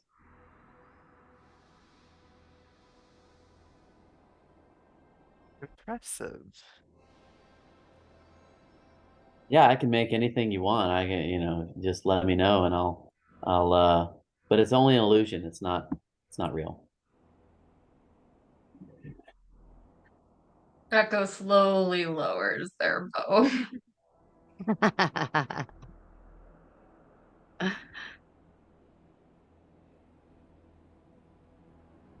And how did you lose this necklace, this amulet? Um, well, I don't know. One day I woke up and it wasn't with me, and that's when I started my search and ended up at um the Witchlight Carnival. And that's where I met my friends. You could be my friend too. We could all be friends. Right.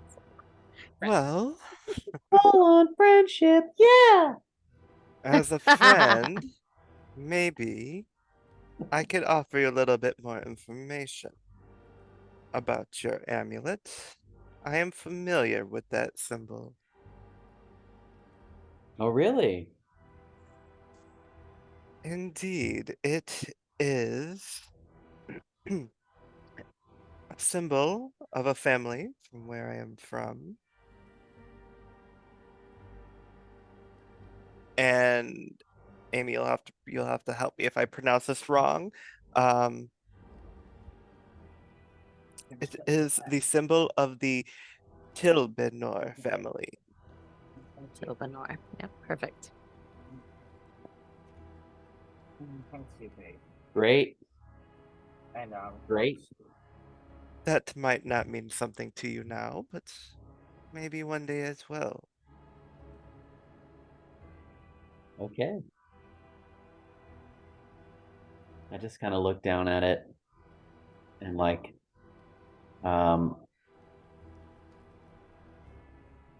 connect with it a little bit. Silvanor.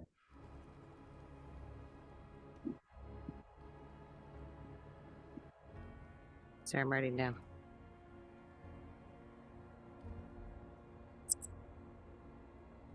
Who are the Tilbanors?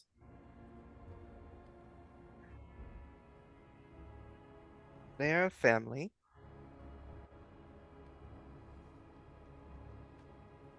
Like all families, they have their strengths and their weaknesses. Hmm. But they love one another. They do their best. Family of minor nobles.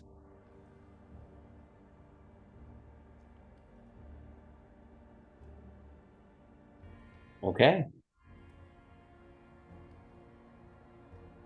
Hey guys, I'm nobility.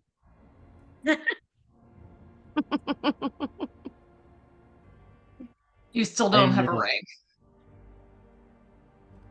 Hey, I'm a noble now, so you have to listen to me. I believe she said minor noble, and also we're not where you're from. I don't know if that holds anything here. Oh, well. Okay, but you know, I'm the fastest, so you're just, you know, it's Are definitely. you? I think so. Want to race? Let's race. This is And I not the just current bolt. mission. I just dash like. Dash, are you going to try Well, to this'll be race and fun. die as he takes off into the tree line I start running like around the lake. around the lake? We could do this. Yeah. Oh yeah. All right, excellent. Let's roll initiative then Dash is between the like two physical of challenge. you. All right. You say what? Roll Let's have a quick initiative? race. Yeah. Okay. Dash and Indai, you could roll initiative. Oh my god. 18. 18. Oh no. 1 second. Oh, stop that. I don't want to roll 6 dice. Okay, hold on. 1 second. You just click your initiative modifier on D&D Beyond and it will roll it for you. Stop it, cat. Yeah. I hate you. Ooh, 21. 21. Somebody adopt this little fucker. Look how cute he is. Don't Like you I want him? want to. Like I want Adopt that him. cat. Someone take him. I will drive him to you. Just fucking take him. I hate him so much. Look at his Aw. stupid little tongue sticking out. You're so stupid, and everybody hates you. No. Oh yeah. No, his he's it's his cute. cuteness that- 21. All right. 21 and 18. Excellent. What is everybody's movement speed? Well, I would say everybody. Indai and Dash, what is each of your movement speeds? Like It's both walking 30. speed, I'm 30 going to feet. laugh my ass off. 30 feet. 40. Dash. 40. All right. It definitely takes until you're about halfway around the lake in Die. But eventually Dash comes pulling up next to you. And when you're about like 3/4 of the way around the lake, he pulls ahead of you and just kind of slams into the shoreline just a few seconds before you manage to keep up with him. But he does overtake you. and ends up Oh, winning man. under the race. That doesn't mean I'm not the fastest. Fair That's kind enough. of what it means. I was giving you a chance. I gave you a chance. I appreciate it. Maybe you can race again to our next destination, wherever that might be. With what original purpose did we go out last night? Hard to remember. The mission was to find Little Oak and Will of the Feywild. Josephine, no idea what they're talking about. Instead, I'll talk to and I'd be like, it's okay, Lord, and I recognize you for the nobility that you are, and noble you are. And I just kind of like, huh. Oh, okay. Good win, Dash. Good win. Thank you, Your Highness.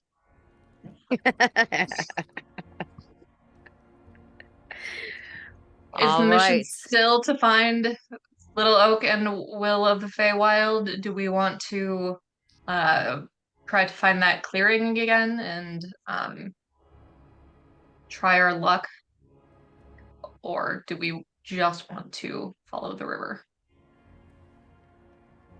Now that we know Little Oak wanders, it does seem to be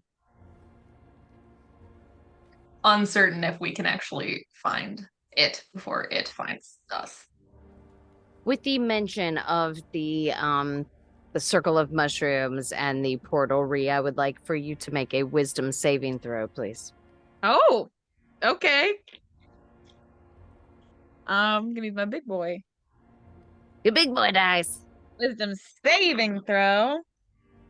I love that. I love it when you roll and your hand goes wide. I've adopted we all do the unintentionally re. the Allie Beardsley. Yes, it's the re network. Just throw it. If it gets more roll to it, it's better. Okay. Okay. Well, I have proficiency or whatever it is, and that's a Very good. 13. 13. You most definitely do not want to go back to this circle. And it is almost like they would have to drag you kicking and screaming back to that circle of mushrooms. You will not go there again. Great. I think Little Oak. I think Little Oak is the best plan of action. That's what we wanted to do, and that's what we should do. And I think that going back to the clearing and the monster is a bad idea. Very well. Then let's follow the river then. I will lead. I'll walk over to Bane and rouse him and hop on. He has not slept at all because he is spectral and does not need to sleep. However, Juniper is rousing herself, and you can hear her stomach beginning to growl, Echo, as you are approaching her to begin the morning's journey.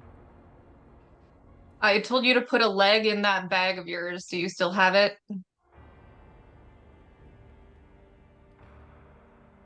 And that's And you I have the bag. Yeah. And I just like pull a bloody leg out. It is a bloody leg. Here you go. And Juniper clamps down on it with Ah. a crunch and a slurping, kind of yanking it out of your hand.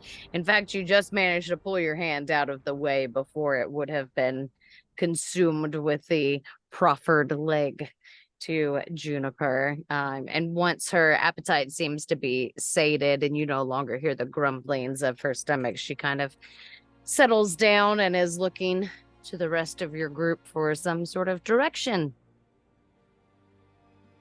At least it wasn't another bat. those are just treats. Deadpan. There's no emotion across Echo's porcelain mechanical face. Do we know? We don't know where the river is. We're looking for the river first and then following it. We're very close to the river. Isn't the Wayward Pool attached to the river?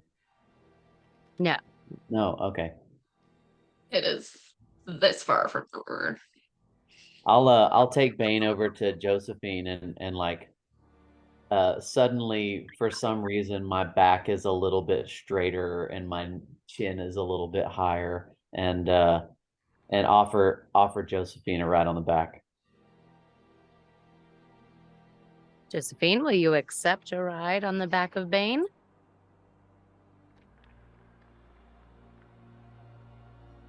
I will walk around so that I'm looking Bane eye to eye.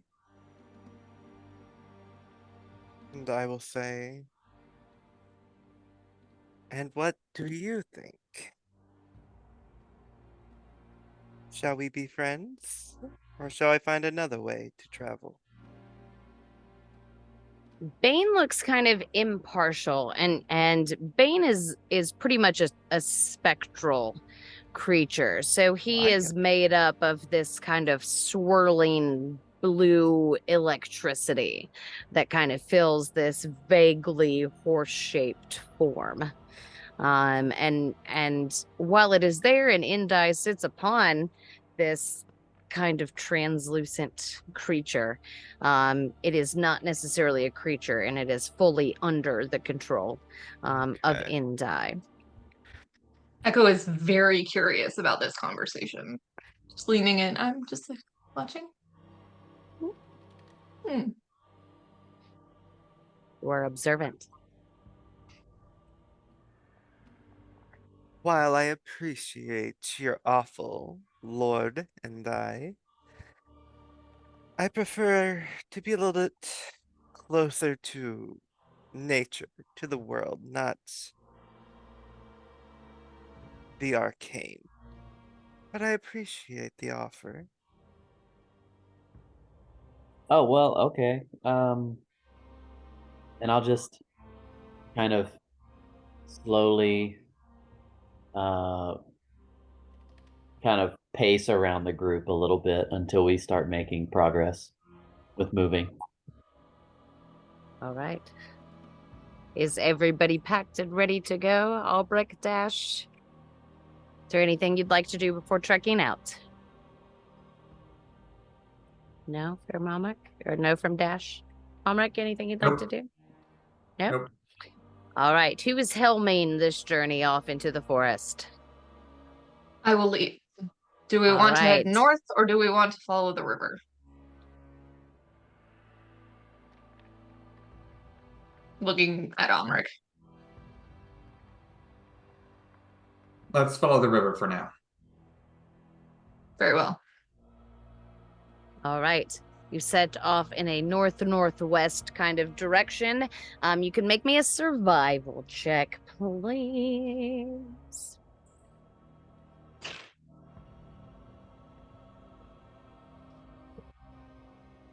Would I have been provided any information that would have helped them on the direction they should go before I was sent? Absolutely.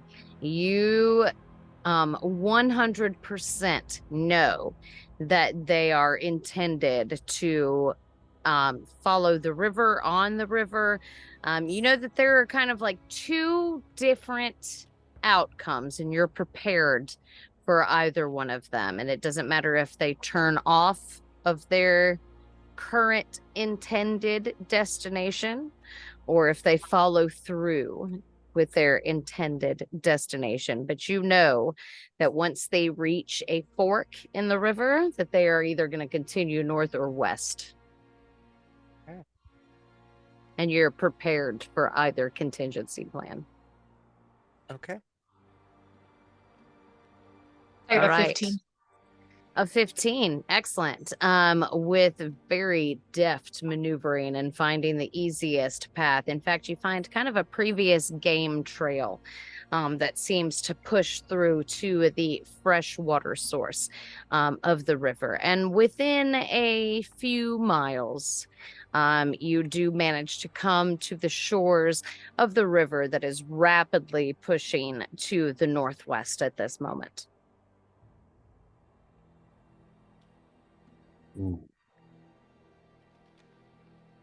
Off we go. When we reach the river, I'm going to gesture at it and then keep walking along the river.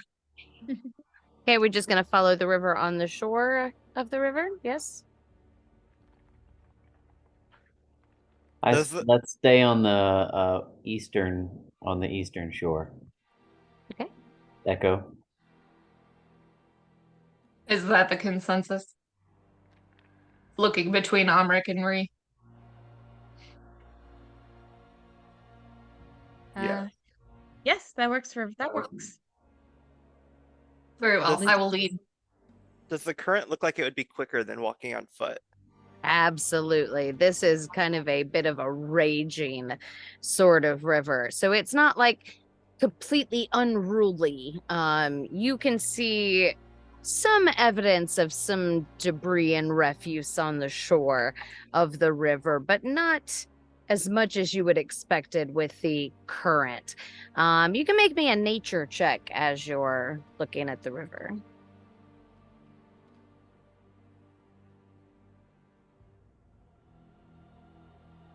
That is a 21. 21. Beautiful. You can tell that looking at this river that while the banks and kind of the shoreline tends to be somewhat shallow, that it very quickly drops into a deeper sort of water. And while it looks like it seems to settle across the middle, so it's more rapid along the shorelines, in the middle it kind of has this illusion of being somewhat calmer, but you know with that deeper current pushing it that it could very quickly sweep something north in that river. And it would definitely, once you pushed out to the middle, be much faster than walking.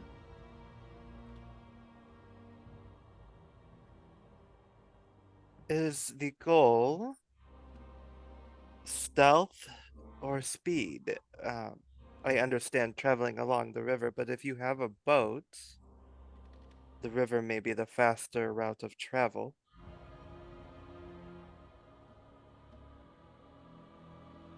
Forest is my favorite terrain, not river. I don't have a lot of experience with boats. I does, though. I do. But it does seem that some of your compatriots are well accustomed to boating. I will follow. I mean, you don't have to take my word for it. I'm just offering a suggestion. It would be faster. It would mean we could get where we're going with less threats from whatever the heck goes on here. Oops. Is the mission to be fast? Sorry.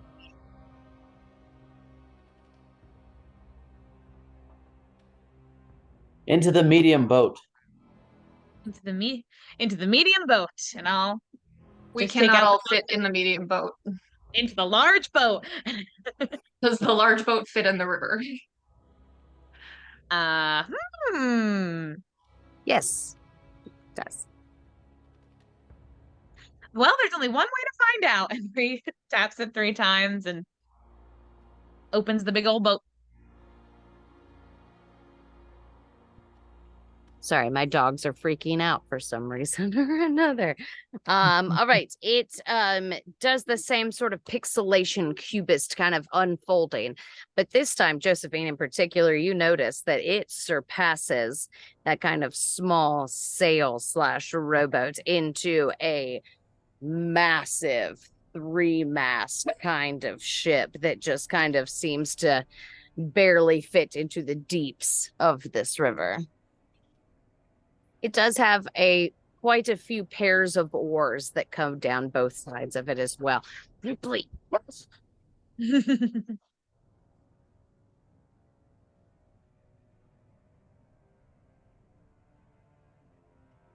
I'm so sorry. So your boat does manage to unfurl itself into the center of this river. And unless you have hopped aboard it and dropped any sort of anchor, it is also going to slowly start moving along with the current. Oh gosh, darn it. Okay, great. We will like sprint as it goes, along with it. And can I mage hand to like drop the anchor wherever it may be? Yeah, I'd let you mage hand and drop the anchor on it. Oh. So it does skid to kind of this stuttering halt, maybe 30 feet down the river from where you are currently. Very nice, quick reflexes on that. Reflexes. Ha! But And I have a -1 to dexterity. Are we getting on? From 30 I will follow. Sure. All right. Are you okay with this, Juniper? Juniper just kind of looks over at you. Seems to have no real opinion. Juniper's the one of us who can fly away if things go badly. That's true. I will jump off this ship if I need to. Well, let's hope you don't need to. I mean, it Right. could be fun. I mean, with Lord and I here, why should we ever need to leave the ship? I'm sorry, I'll be back in just a second. Okay. Or should we say Captain Endai if he's going to command the ship? Ooh, will you be captain? Is he going to be the captain, or is he just our eager coxswain? I'm I so don't know. sorry. Someone's got to direct the ship, and it's not going to be me, no matter how much I love this thing. I think am that- not familiar with land vehicles. I think Land. that Endai will just ride over to the little ladder that rolls down, and like as the boat's like kind of moving just a little bit away, he'll grab a hold of the little ladder and put his foot in, and just kind of slowly work his way up into onto the deck of the ship, and goes straight to the wheel and says, "Well, we need someone to row. If I'm the captain, you have to row." Looking at everybody else. I'm gonna look at Fine. Juniper and just like point to the path next to the river. She looks Shrug. at you and amazingly seems to roll her eyes at you and then drops a shoulder to the ground. I'll climb on her shoulders. We can probably get the chariot on the boat. Can I be in it when you do? Otherwise, I'm going to have a hard time getting up into that thing. Me as well. Y'all All right, coming? so that takes 2 into the chariot. Josephine and Dash, how would you like to make your way across to the ship? Echo, as soon as you climb up onto the proffered shoulder, Juniper launches herself into the air and glides over to the ship and kind of skids to a halt on it.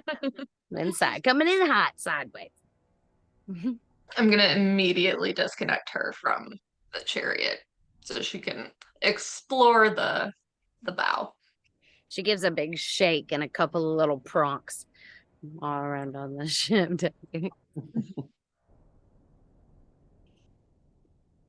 Lord Indi, you were so charming and noble and kind yesterday. How do you expect me to board the ship? I do think if I tried to swim here, the water would swiftly take me away, and I would be of no use to you or your compatriots anymore. Echo is searching around for a ramp to lower. I assume there is one. It does take a little bit, but you do find a ramp to lower kind of into the shallows of the water, the kind of the shoreline where the river is. No comment, just ramp descending. Just So how splashes far? right in How front of you, far? Josephine. Like how far above the water level is the deck? Hmm. Probably about 6 to 8 feet. Hmm.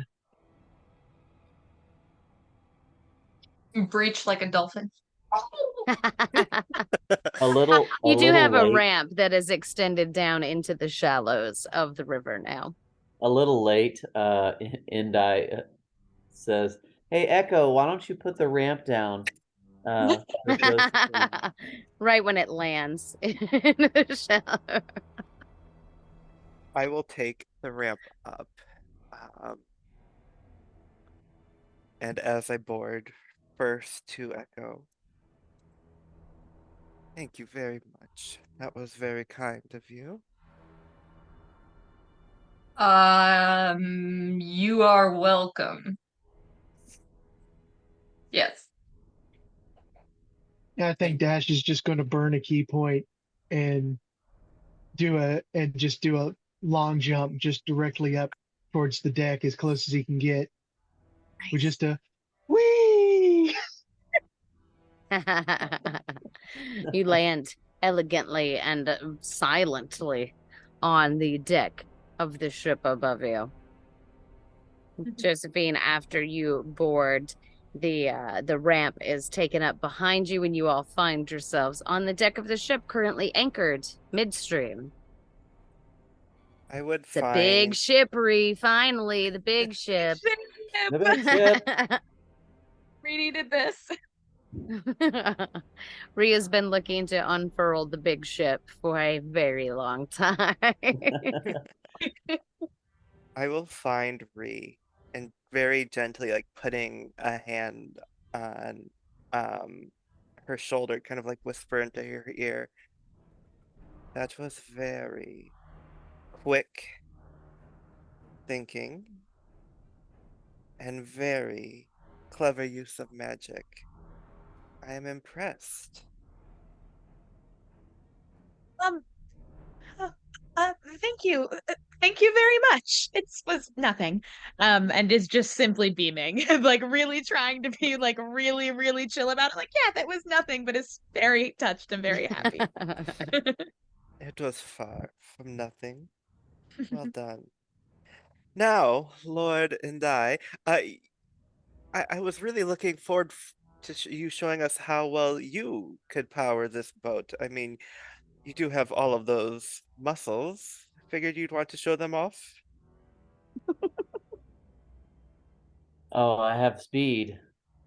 I have speed. I don't know about muscles. I'm pretty strong, but uh, uh, but I'll need we have the river and we have um the um speed of the river on our side, so we really don't need to row. I So mean, I think I just meant you had mentioned as captain of the ship you wanted us to row, but I figured give you a chance to shine. Quantity over quality doesn't matter how strong. Quick rows can be just as effective as powerful ones. so knowing a little bit about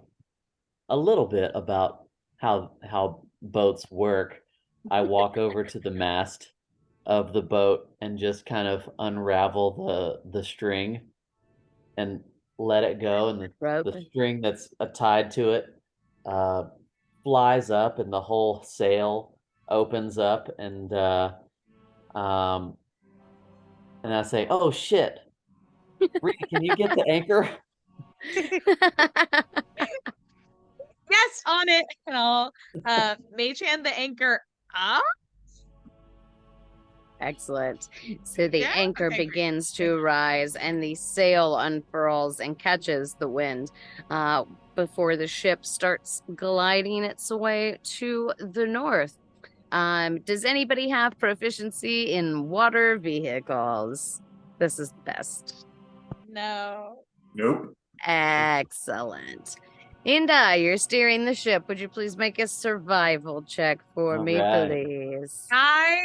As he takes the helm, I'm gonna walk up to him and say, and I always could tell that you were nobility. You got this. And I'll cast I believe Owl's wisdom on him, enhance ability, and give him Owl's wisdom, which So is you have advantage on wisdom advantage. checks. It gives me advantage. Yeah. Oh, thank goodness, because I rolled a Mhm. 6 just now. Haha. I will roll again. That's a 16.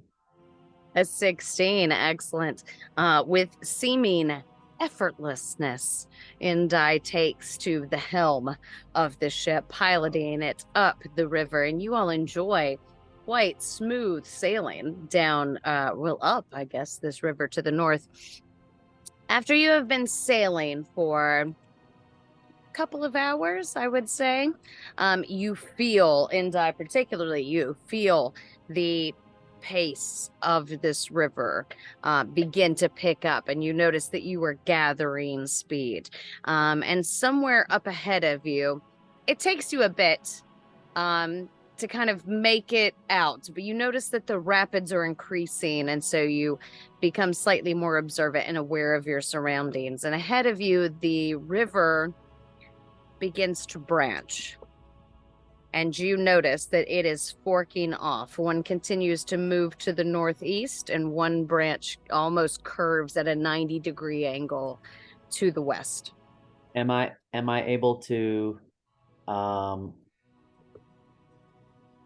decipher how much time I have before I have to choose?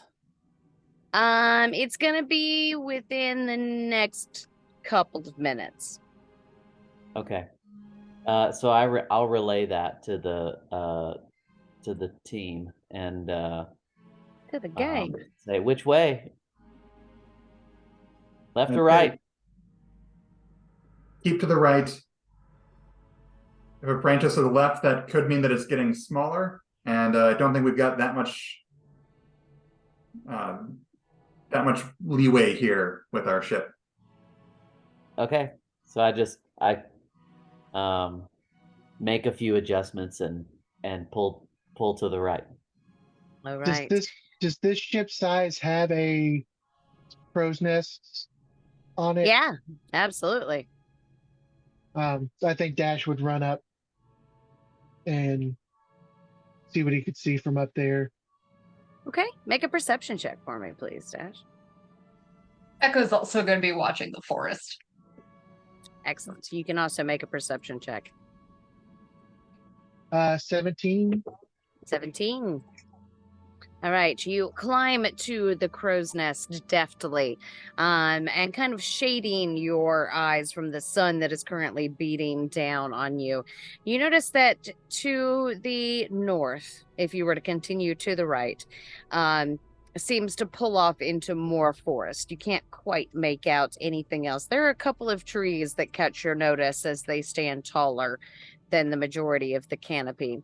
To the west, you notice that a few miles upriver, it seems like the forest just gives way, and you can catch the sight of a massive tree trunk, and I do mean massive, like hundreds of feet in circumference has fallen.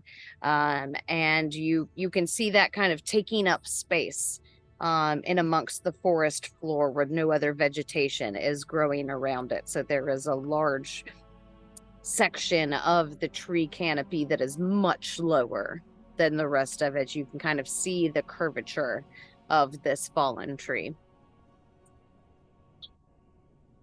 There's a giant fallen tree to the left and a clearing.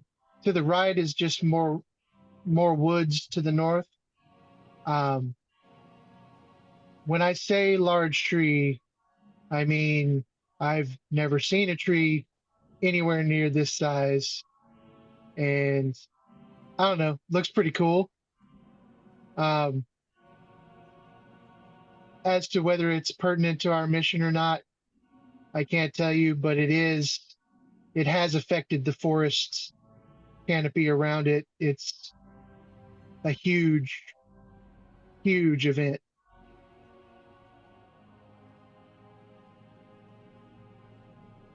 So at this point, is it Ain't no okay for us to stopping like this train confirm that we're that's on. like based on what we've heard up to this point, that seems like that could fit the definition for loom lurch, Most definitely. and like that matches the direction that we were given for that. So yeah, that reinforces to me we don't want to go there yet. And did I notice anything else either? What was your roll? Does this count as favored terrain? Yeah. 21. 21. Excellent. You are watching the shoreline as you are making your way up this river, and you occasionally catch a flash of greenery that seems to be shifting and kind of keeping pace along your ship as it moves up the river. It almost looks as if a small tree is pacing your ship. We may be being followed, possibly by a tree. Can I see that? Can I see this tree? Am I able to? Make a perception check.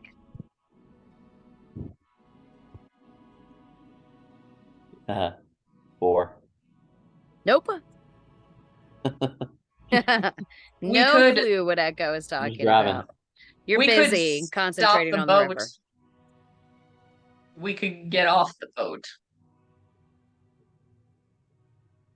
Especially Isn't Go ahead, the- Almeric. Yeah. Sorry. No, you're okay. I You heard go, Almeric speak first. So, Almeric, you go ahead. well, especially if a tree is keeping pace with us, that sounds like Little Oak, and so it might be worth stopping to investigate.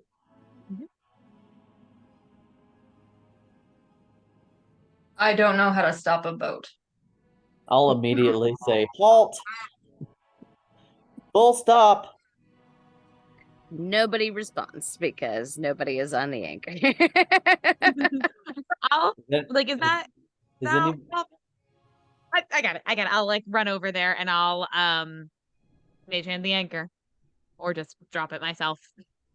All Echo's right, gonna you- investigate the sail mechanism as well, seeing if they can figure out how to I say I'll tell Echo, grab the rope and pull it down and wrap it around the pulley holster. the pulley holster. Mhm, You can make an intelligence check with advantage.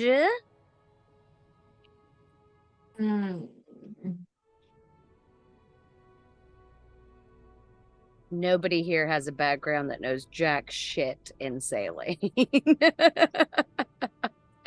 Not nothing. Well, I called it a pulley holster. The pulley seven- holster. 17. Hey, if you gave me a book about sailing, I could learn. I'm fairly mechanically inclined. Yeah, you're mechanically inclined. Wonderful. 17 is decent enough. It takes you like a second longer than you wanted it to kind of grasp the mechanism that works here. But pulley after holster. just a second of it, you do recognize kind of a pulley system, and do manage to hoist this sail and wrap it around the pulley holster. And you, between your efforts and re-dropping the anchor, you do manage to come to a stop, maybe 40 or 50 feet past where you had originally spotted this movement along the shoreline. You do not Echo, see it at the moment. Echo, do you still see the little tree? No. But getting off the ship would likely increase those chances.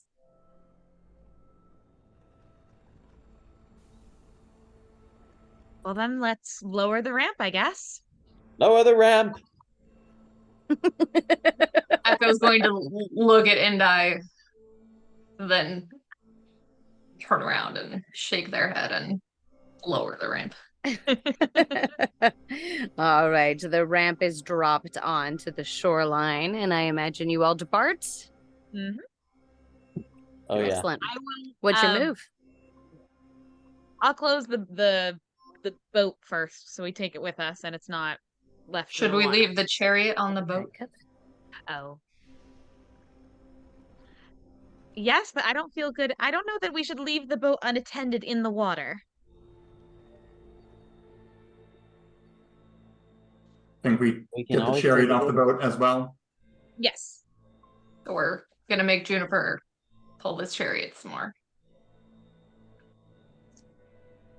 I think You she okay, likes it. You okay hauling this, Juniper? Just gives you a look and kind of cocks her head and shakes her haunches. All right. I'll hook you up, but you don't have to carry anybody yet. Okay. You manage to connect her back to the chariot, which she takes down the ramp. A little bit of unease. It kind of like slides off of the ramp a couple of times, but because it has this cool little feather fall spell on it, it just kind of hovers down its way down this ramp. And you all find yourself on the shoreline. Yeah, definitely keeping an eye on Ree and Omric getting off this ramp. Especially Ree. Not the most graceful, Thank but you. they do all manage to find their way down. I do nearly fall, 1000% for sure. Absolutely. As I get down, I immediately do a little whistle with my finger and my thumb, and to summon Bane back. He appears at your side. Looking smoky and spooky, and I love him. All right, gang, what would you like to do? Do you want to yell out for the tree? Little Oak! Is this tree friend or foe? What are we expecting We're hoping here? Little Oak will be an ally in our quest. Hoping. No idea what Little Oak is. They are our next clue. That's the most we can offer. Lamorna did send us to Little Oak. Understood.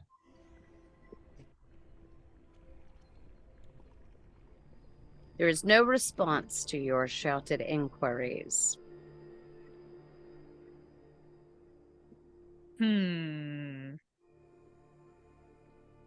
Perhaps This is some why they're materials the for others? Undeciders, Tess. Would you like me to scout into the forest? I think either scouting or we unhook Juniper and let you take to the air on her to see if that can point us in the right direction. I will comply. All right, are you Shall I going go to on take foot to or the air? in the air?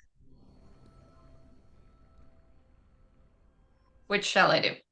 To the air. In the air. Jennifer, are you okay with this? Scratching her shoulder. That gives you a little boost. I Leans hate into you. to interfere, but I've always had a dream of flying. Would Juniper be able to carry two? Probably not if one of them is me. Very well, understood.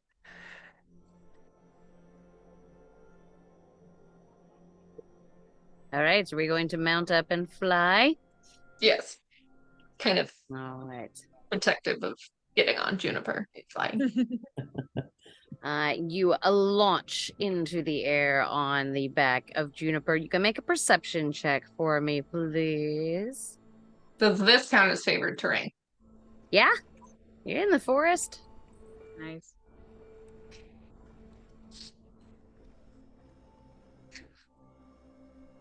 $17. 17. Okay. You make a wide circle over this seeming unending forest. There are a couple of trees that pop up larger than the others here and there, but none of them seem to be actively moving through the forest as you are watching. And as you are completing kind of your wide arc and coming back to your friends, you spot just a sliver of movement somewhere on the forest floor, maybe 40 or 50 feet from your friends. It seems almost as if there's just a small rustle in the underbrush that just barely catches your attention.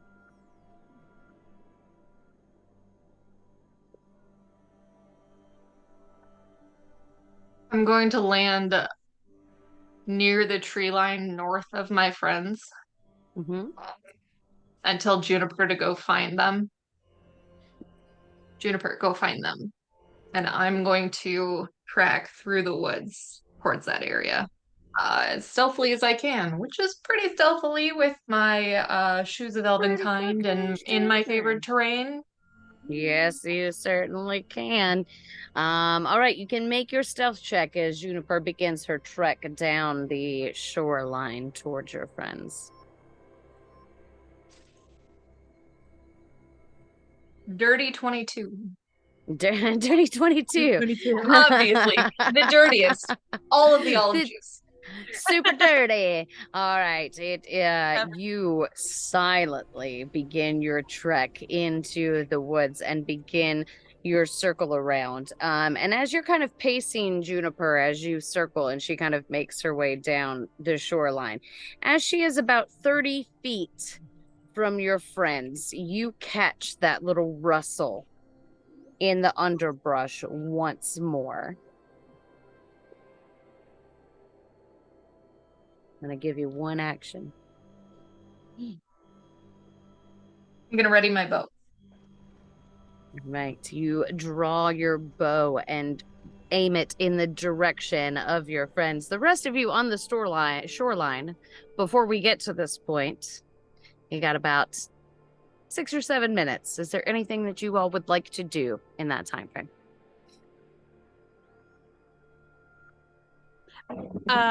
Yeah, if we have a second of downtime, I'll just say to everyone, I don't know if this is relevant to what we're doing right now with Little Oak, but as I was reading this book yesterday, and I hold up the big book of Bad Blood, I found a name that seemed quite important. Do any of you know or have heard of Count Strahd von Zarovich? Anyone? I will give you all a history check. Josephine, you can make yours with advantage. 16. 19. 19. 18. 9. And I think Can I hear this? No, you're circling overhead. Okay. Okay, damn you high numbers. Okay, everybody except for Indie, this is not the kind of world that you were really a part of or understand. You all recognize most definitely the name of Count Strahd von Zarovich. He is in fact a almost like a mythical sort of creature. He is known as the kind of leader, the overseer of a sorry, I'm blanking, of a realm called Ravenloft, which is in the Shadowfell.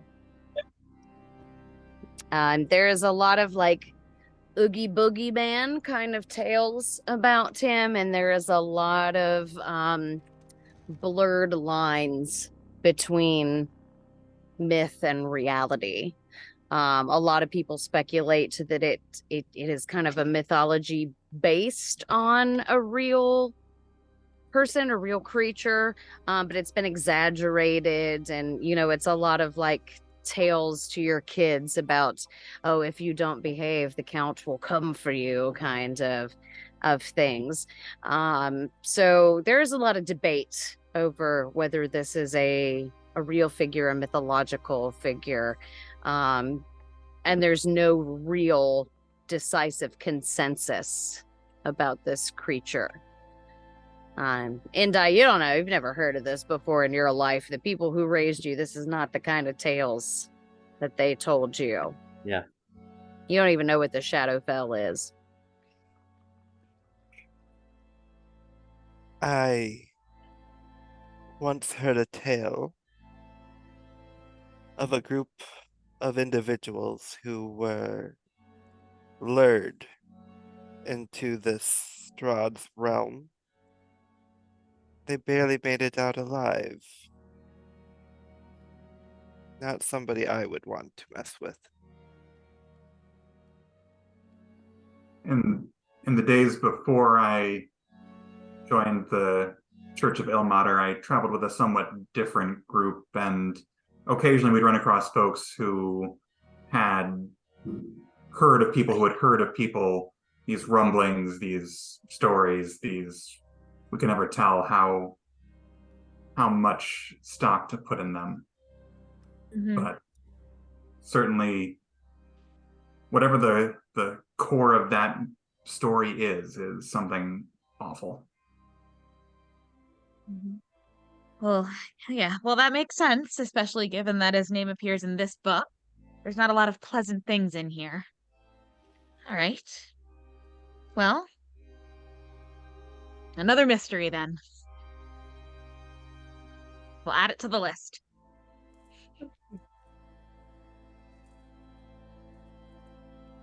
That's mysteries.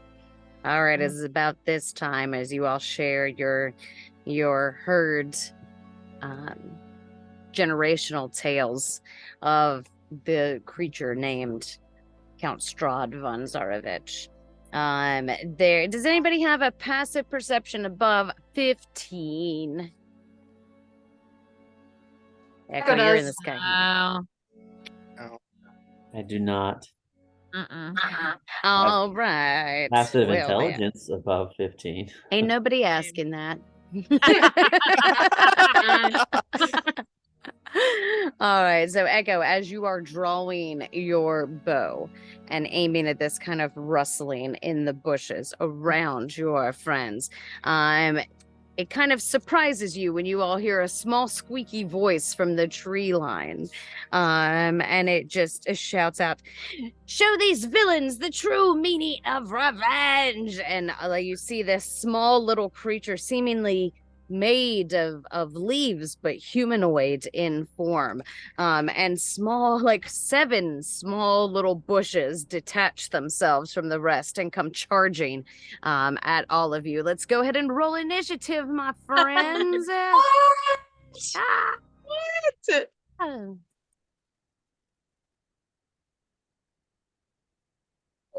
Oh, Gotta man. get one fight in. What Tess is here? 5. Man. Let me pull all 13. my shit up. Hang on 1 second. My initiative. Gotta turn pages. Great. Cool. Nat 1. No. No. We'll call you on in just a second. All right, initiative order. Echo, Dirty 20. 20. Omric, 5. 5. 3. 2. 2. Dash, 13. 13. Indie, Total of 4, not 1. and Josephine, 16.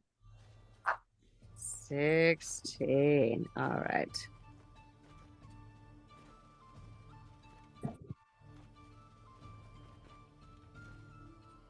Nope. I got it all wrong. I got battle music tonight, too. All right, top of the round, Echo. You see these creatures spring at your friends from behind, and you have surprise on them if you would like to take a shot.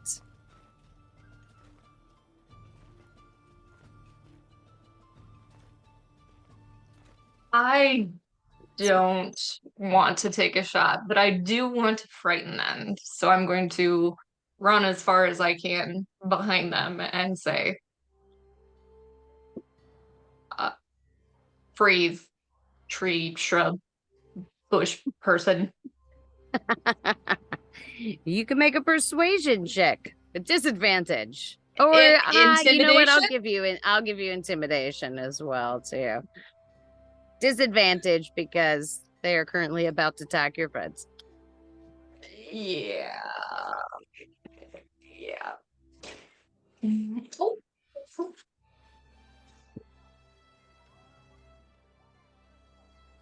12. 12. What do you like about it? Everything's reloading. Stop it. Scroll up, scroll up, scroll up.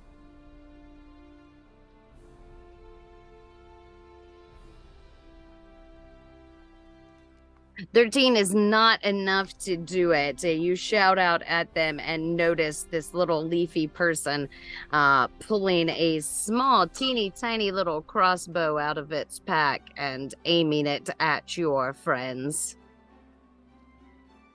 Is there anything else you'd like to do with your turn, Echo? Josephine, you'll be next. So I dashed, I intimidated. I'll let you have that as your speech. Okay. I probably can't try to grab at this point. Now you're too far away at this point to grab them. You're still about 20 feet or so away. Okay. No, I'm not going to shoot. I'll just brandish. Brandish. I like it. All right, Josephine, you are up. If I use sorcery points to quicken spell thaumaturgy, the cantrip, will you allow me to use it as my action and my bonus action to use it twice for 2 of the effects? Yeah, all right. Yeah. Okay. So I will Cantrips. burn 2 of my sorcery points to cast it twice. The first time to change the appearance of my eyes to make them look like they are literally these like tealish blue flames coming from them. The other effect to make my voice boom up to 3 times as loud as normal for a minute.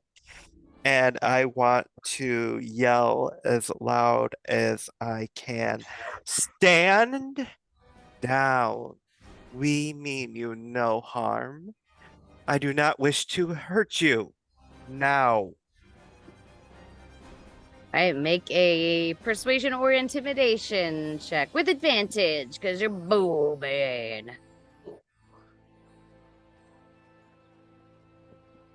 And your eyes are scary. That's an 18. An 18. All right. The seemingly small little shrubs that are charging their way towards you seem to like skitter to a halt in the sand on the shore bank of this river, while the humanoid leafy creature seems to kind of like stutter in their movements. And they look at you and they go, "Are you after Will? I won't let you hurt him. Who sent you? What do you want?" Will you allow me to respond on my turn still? Yeah. We're gonna kind of quick little pause. We mean nobody harm. My friends here are looking for somebody, maybe who you speak of, but we wish them no harm as far as I am aware. I promise you, I will allow nobody to hurt you or this being you speak of if you stand down.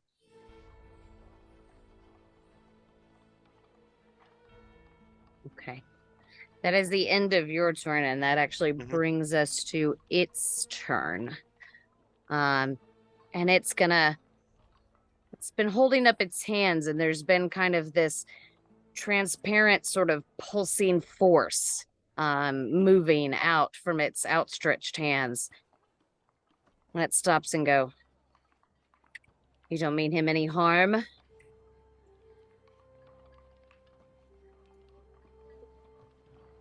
No.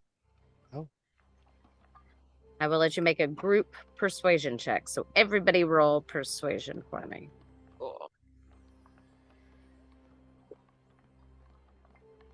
17. 17. Nat Everybody one. else? Oh no. 16. 16, 12. 12, 12. 12, 5. Oh man. Does the creature, are they making an insight check against our persuasion? They are. If we fail, can I cast Silvery Barbs as a reaction to make them re-roll and use the lower of the two rolls? Yes, you can. Let me Wow. find its stats. It is higher. So you can Okay. force a reaction. Okay. So yeah, my eyes will kind of glow a little bit more blue as, what is the, 1 second. Okay, it's just verbal. As I notice the creature seem like the reaction in that moment, I say, "I implore you, just please believe us," and cast Silvery Barbs, and they'll have to re-roll, use the lower roll, and then, oh gosh, I don't know this group well enough to know who to give advantage to. I guess I will give advantage to Dash if we still need combat on their next attack roll, ability check, or saving throw. So with its insight bonus, it is going to roll an 8. So you all do pass on yours, and it lowers its hands. And you are out of combat, and it looks at you and go, "What do you want? Why are you here?" Lamorna sent us to find Little Oak And Will. and Will. You spoke with Lamorna. Where? How? At the Wayward Pool. Wayward Pool. We've been trying to get there for months. What do you want? We want to stop Zybelna and undo the damage that she's done to this place. And I heard you mention Will. Is that Will of the Feywild? That is Will. We have heard good things about him, and we're hoping that we might be able to join forces to try to undo Zybelna's damage. You wish to free Sibylna? Sorry, am I getting the name wrong? Yes, free. We are hoping to free Zybilna. We Yep. You weren't already sent. Were you sent by Granny Nightshade? no. No. No. She was what I meant. Whenever I said Zybilna, I meant Granny Nightshade. She's the one that we want to stop and undo the damage that's done to this land. That does make more sense. Yeah. We believe we Fine. would, if anything, like to defeat or find Granny Nightshade. We believe she may have something that's very important to our party members. Yeah, we're trying to find our stuff. But if She you want does to have a lot fight, of we'll stuff. fight. No, We will fight. no. You don't want none. I will take you. I'll pull out both my daggers. Little flame appears in her hands. I'm gonna point my bow at Indai really briefly.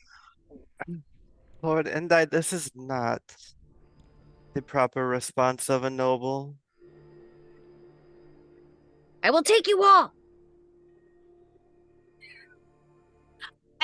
We are Tiny. sure. I mean, you she's could. like a good 18 inches tall. I'll crouch down. I guess she's not very close to us, but like just to be a little closer to eye level. I'm sure you could, Back off, Pointy. but we have no desire to see that happen. We just want some help. You need to get that one under control. We really try our best. I will comply. You like that one. I'll slowly put my daggers away. They're a good one. Give my eyes. Or all of them. I Her promise. flame will get smaller in her hands. Fine. Go on then. To Go. where? Get To where? anywhere else. But we want to talk to Will or Little Oak. Well, then go find Will and Little Oak. We don't know where they are. Do you know where they are? That way. She points off to the north. Almost due north from where you currently are standing. I will Hard to lead. miss. And as you're looking around now that you've pushed into the initial tree line, there is a very wide path. Just absolutely cut straight through this forest. And while there's still kind of this canopy of trees that are reaching up and over the path, it is quite wide.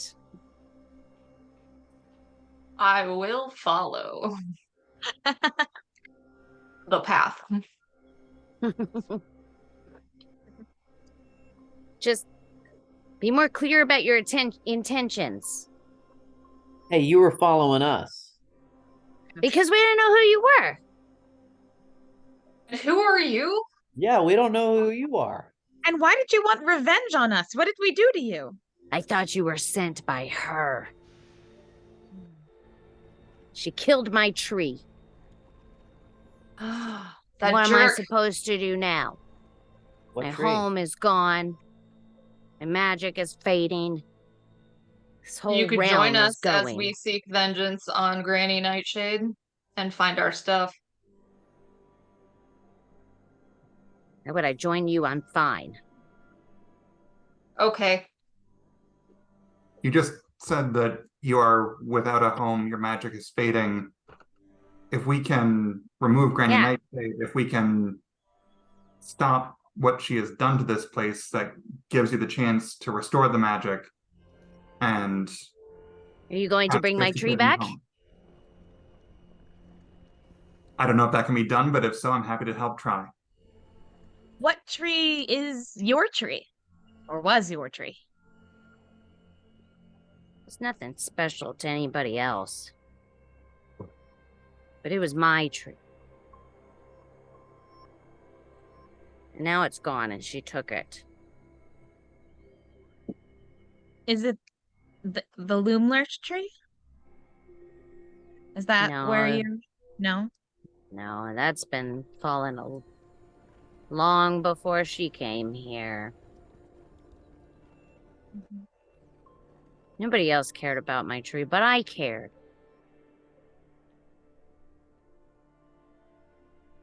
Well, I'm sure it was a very special tree. Where was it? And perhaps when we go to defeat Granny Nightshade, we can make sure that tree is well protected and taken care of. No use protecting it now. It's gone. Gone? Can't be brought back. Even if Zybilna were to return.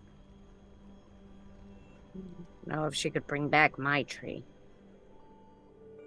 We can ask her. You can't ask her. If you ever break her free. Lots of people have tried. Lots of people have failed. And we will likely do one of those. What are those that fails? Great. Well, best of luck. There is a tree full of pixies to the south, on the south side of the lake. Pixies. Gross. You want stinky pixies hanging around their tree. What's your name? Here. What's your name, tall, big one? Designation EXO. What's a designation? It's what they called me before I had a name. Well, then what's your name now? Echo. Good name. I'm Meadowleaf. Okay, Meadowleaf, we will ask Zybilna if we meet her if Meadowleaf's tree can be restored. Best of luck to you then. I'm not going there. And you think if we head on this path, we'll find Will and Little Oak? Well, you'll find Little Oak. I don't know if Will will be there. He kind of comes and goes, but maybe. Okay, that will be added to our mission list. Here, you should take these. She holds out a little pouch to you. And to you, I mean, it's like 2 to 3 inches. Just very gingerly grabbing it. Use them wisely.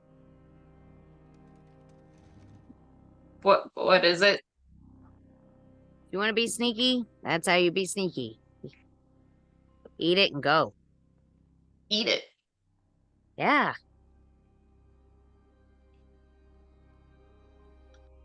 Okay. Don't eat a whole pouch. There's one for each of you in there. Would you advise we eat them now as we approach Little Oak? Eat them whenever you want to be sneaky, I guess. Right. I'm pretty sneaky as it is. Yeah, I can tell. Came out of nowhere. How did you do that? Trying to get I am better a at it. It's not going very fellow well. Fellow Apparently. creature of the forest. This forest? I've never seen you before. Just forest. What I kind like of forest do you come from? There's another One- forest? one currently in peril. Like your So tree. just like this one, then.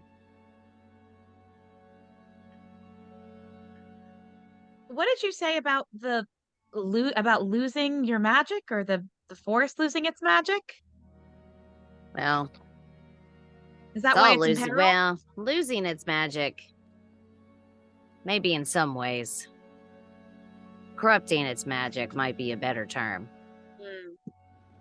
But my magic was tied to my tree. My tree is gone. So,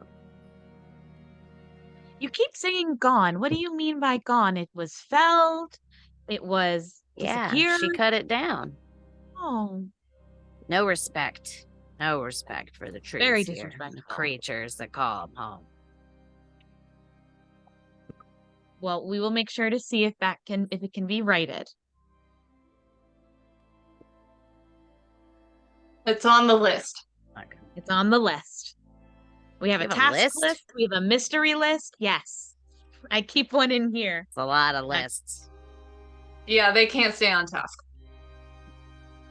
I understand In the that. That's why I work meantime- alone. Work alone. Keep on Understandable. task if it's just you. Not to keep adding things to the list, but I do wonder. So your tree is gone. I'm guessing that you cannot simply claim another one as your home. Is that true? No, that's not how it works. Creatures like me are grow with the tree. When the tree is gone, so are we eventually. With this whole forest of other trees, there is no way for us to help you avoid that fate. They're not my tree. They are others' trees. So be mindful how you treat them.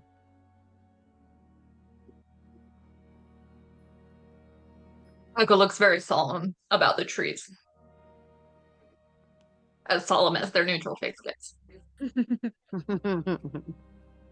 It's a solemn neutrality. Just keep following the little oak's path. You'll find him eventually. Good luck, I guess.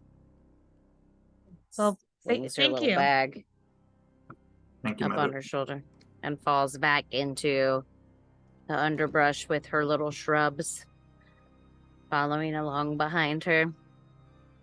I'm gonna hold this tiny bag out in front of me and like I'll just gesture to walk over Amrik and, and Ree, a gesture to Amrik and Ree, pushing Indai out of the way.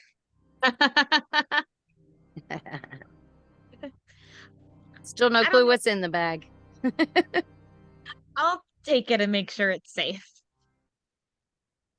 Look. You have a tiny bag of Tiny something. bag. It shakes. Little tiny bag. Cool. Little as things we- rattle inside of it. As we walk, I'll cast a quick identify on it as we walk on the path. It was in this order. Excellent. You all continue following the path as it cuts into the forest. It is the bag itself is not magic, but whatever's inside of it is magic. And you open it up, and there are six. Nope, sorry. Yes, 1, 2, 3, 4, 5, 6. 6 little. They almost look like pumpkin seeds inside of them, and they are they will give each of you the effects of pass without a trace for an hour. Cool.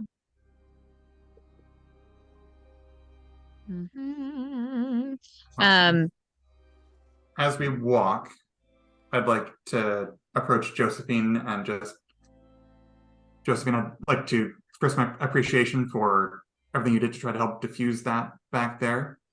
I know that others may have jumped immediately to a fight, but I very much appreciated that you did not go there. I asked first.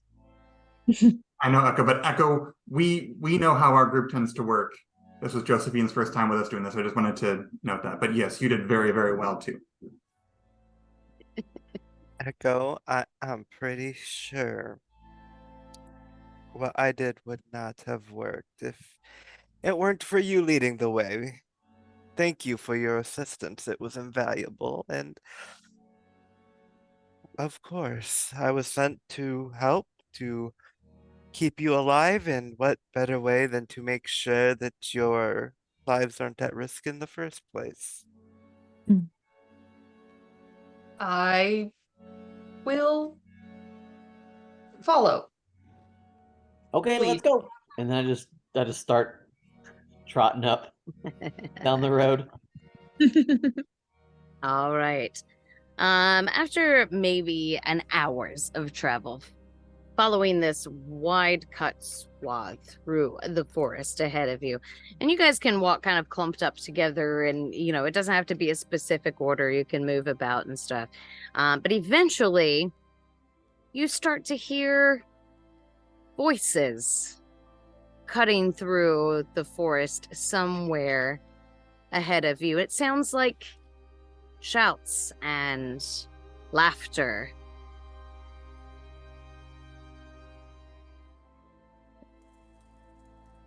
I advise stealth.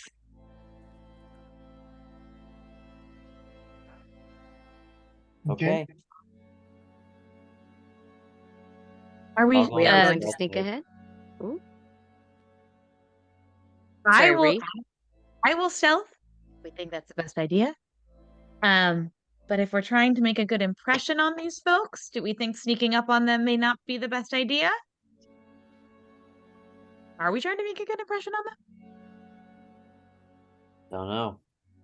Well, we at the very least want to not spook them long enough to communicate. I will follow Ree. I'm okay with stealthing. I just wanted to toss that out there. I think, Dash, what you said makes sense, that perhaps we just observe for a second stealthily and then make a choice of how we introduce ourselves to them. If you'd like, I wouldn't mind making the first introductions and kind of like motions to herself and the fact that she has no weapons, no armor. According to my inventory, all I have are my clothing, a flute, and a component pouch. Um, The essentials. it does not get uh, less threatening than me if I'm on my best behavior. I've been told first impressions aren't my strong suit.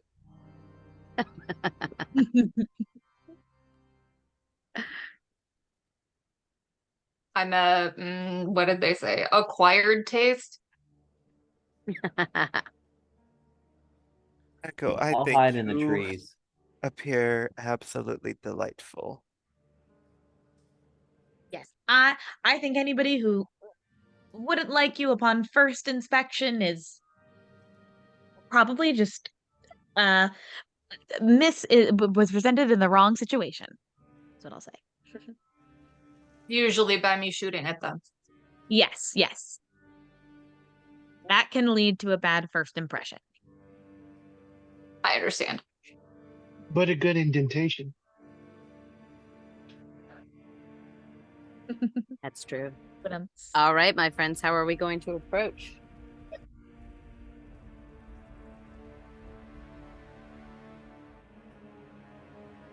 I mean, technically, I can do pass without a trace on us without having to burn our little bites. Mhm.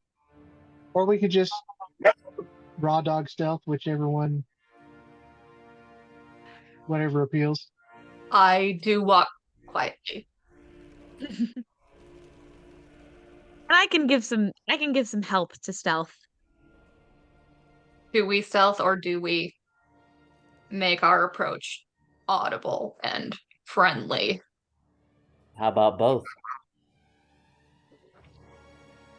Stealth first. How about some of us be audible and friendly and others of us be stealthy so that if things go awry, we can jump out and surprise.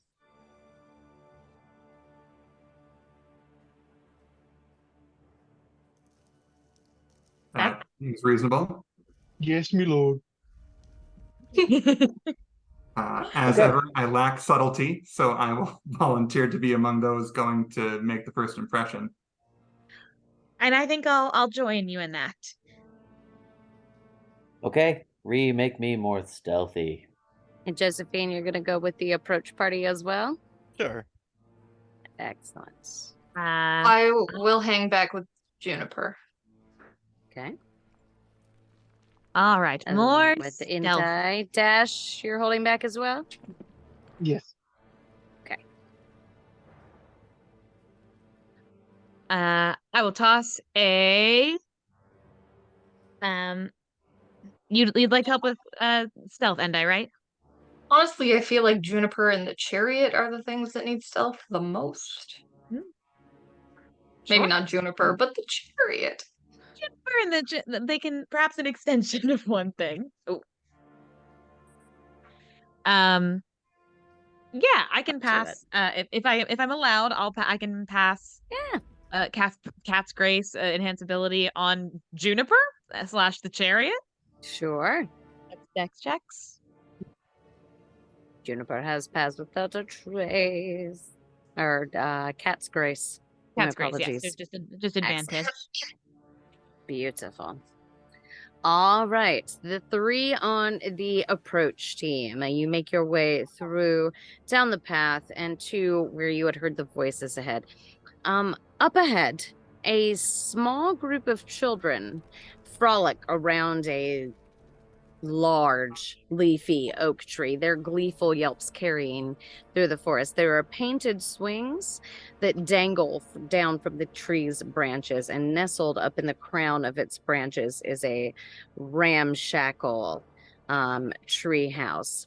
Josephine, as you make the approach, you feel the amulet on your chest begin to heat almost uncomfortably.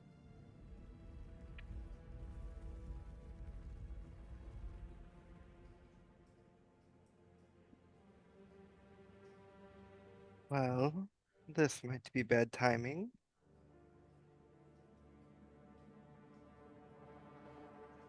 Bad timing for what? I have a feeling that maybe my time here is coming to an end and I'm being called elsewhere. Oh. Well, I thought your mission was still occurring. But if not, that's all right. Who knows? Maybe new orders, new insights. Only time shall tell. And I will open a portal. You going to pull out your amulet as well? Yes, I will pull out the amulet.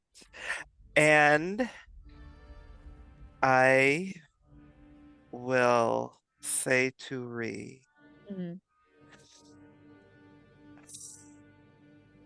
I was hoping I'd have a little bit more time. But whatever may happen, please let Endai know that his family and his sister, with a wink, wish him the best. And you will notice very clearly as I'm talking to you that the amulet I wear is the same amulet around his neck. And I Oh. step into the portal. And with a quick swoosh of gray and purple energy, Josephine departs your group. And as you all are taking in your new friend's absence and what their presence may have meant to begin with, that's where we're going to end our session tonight.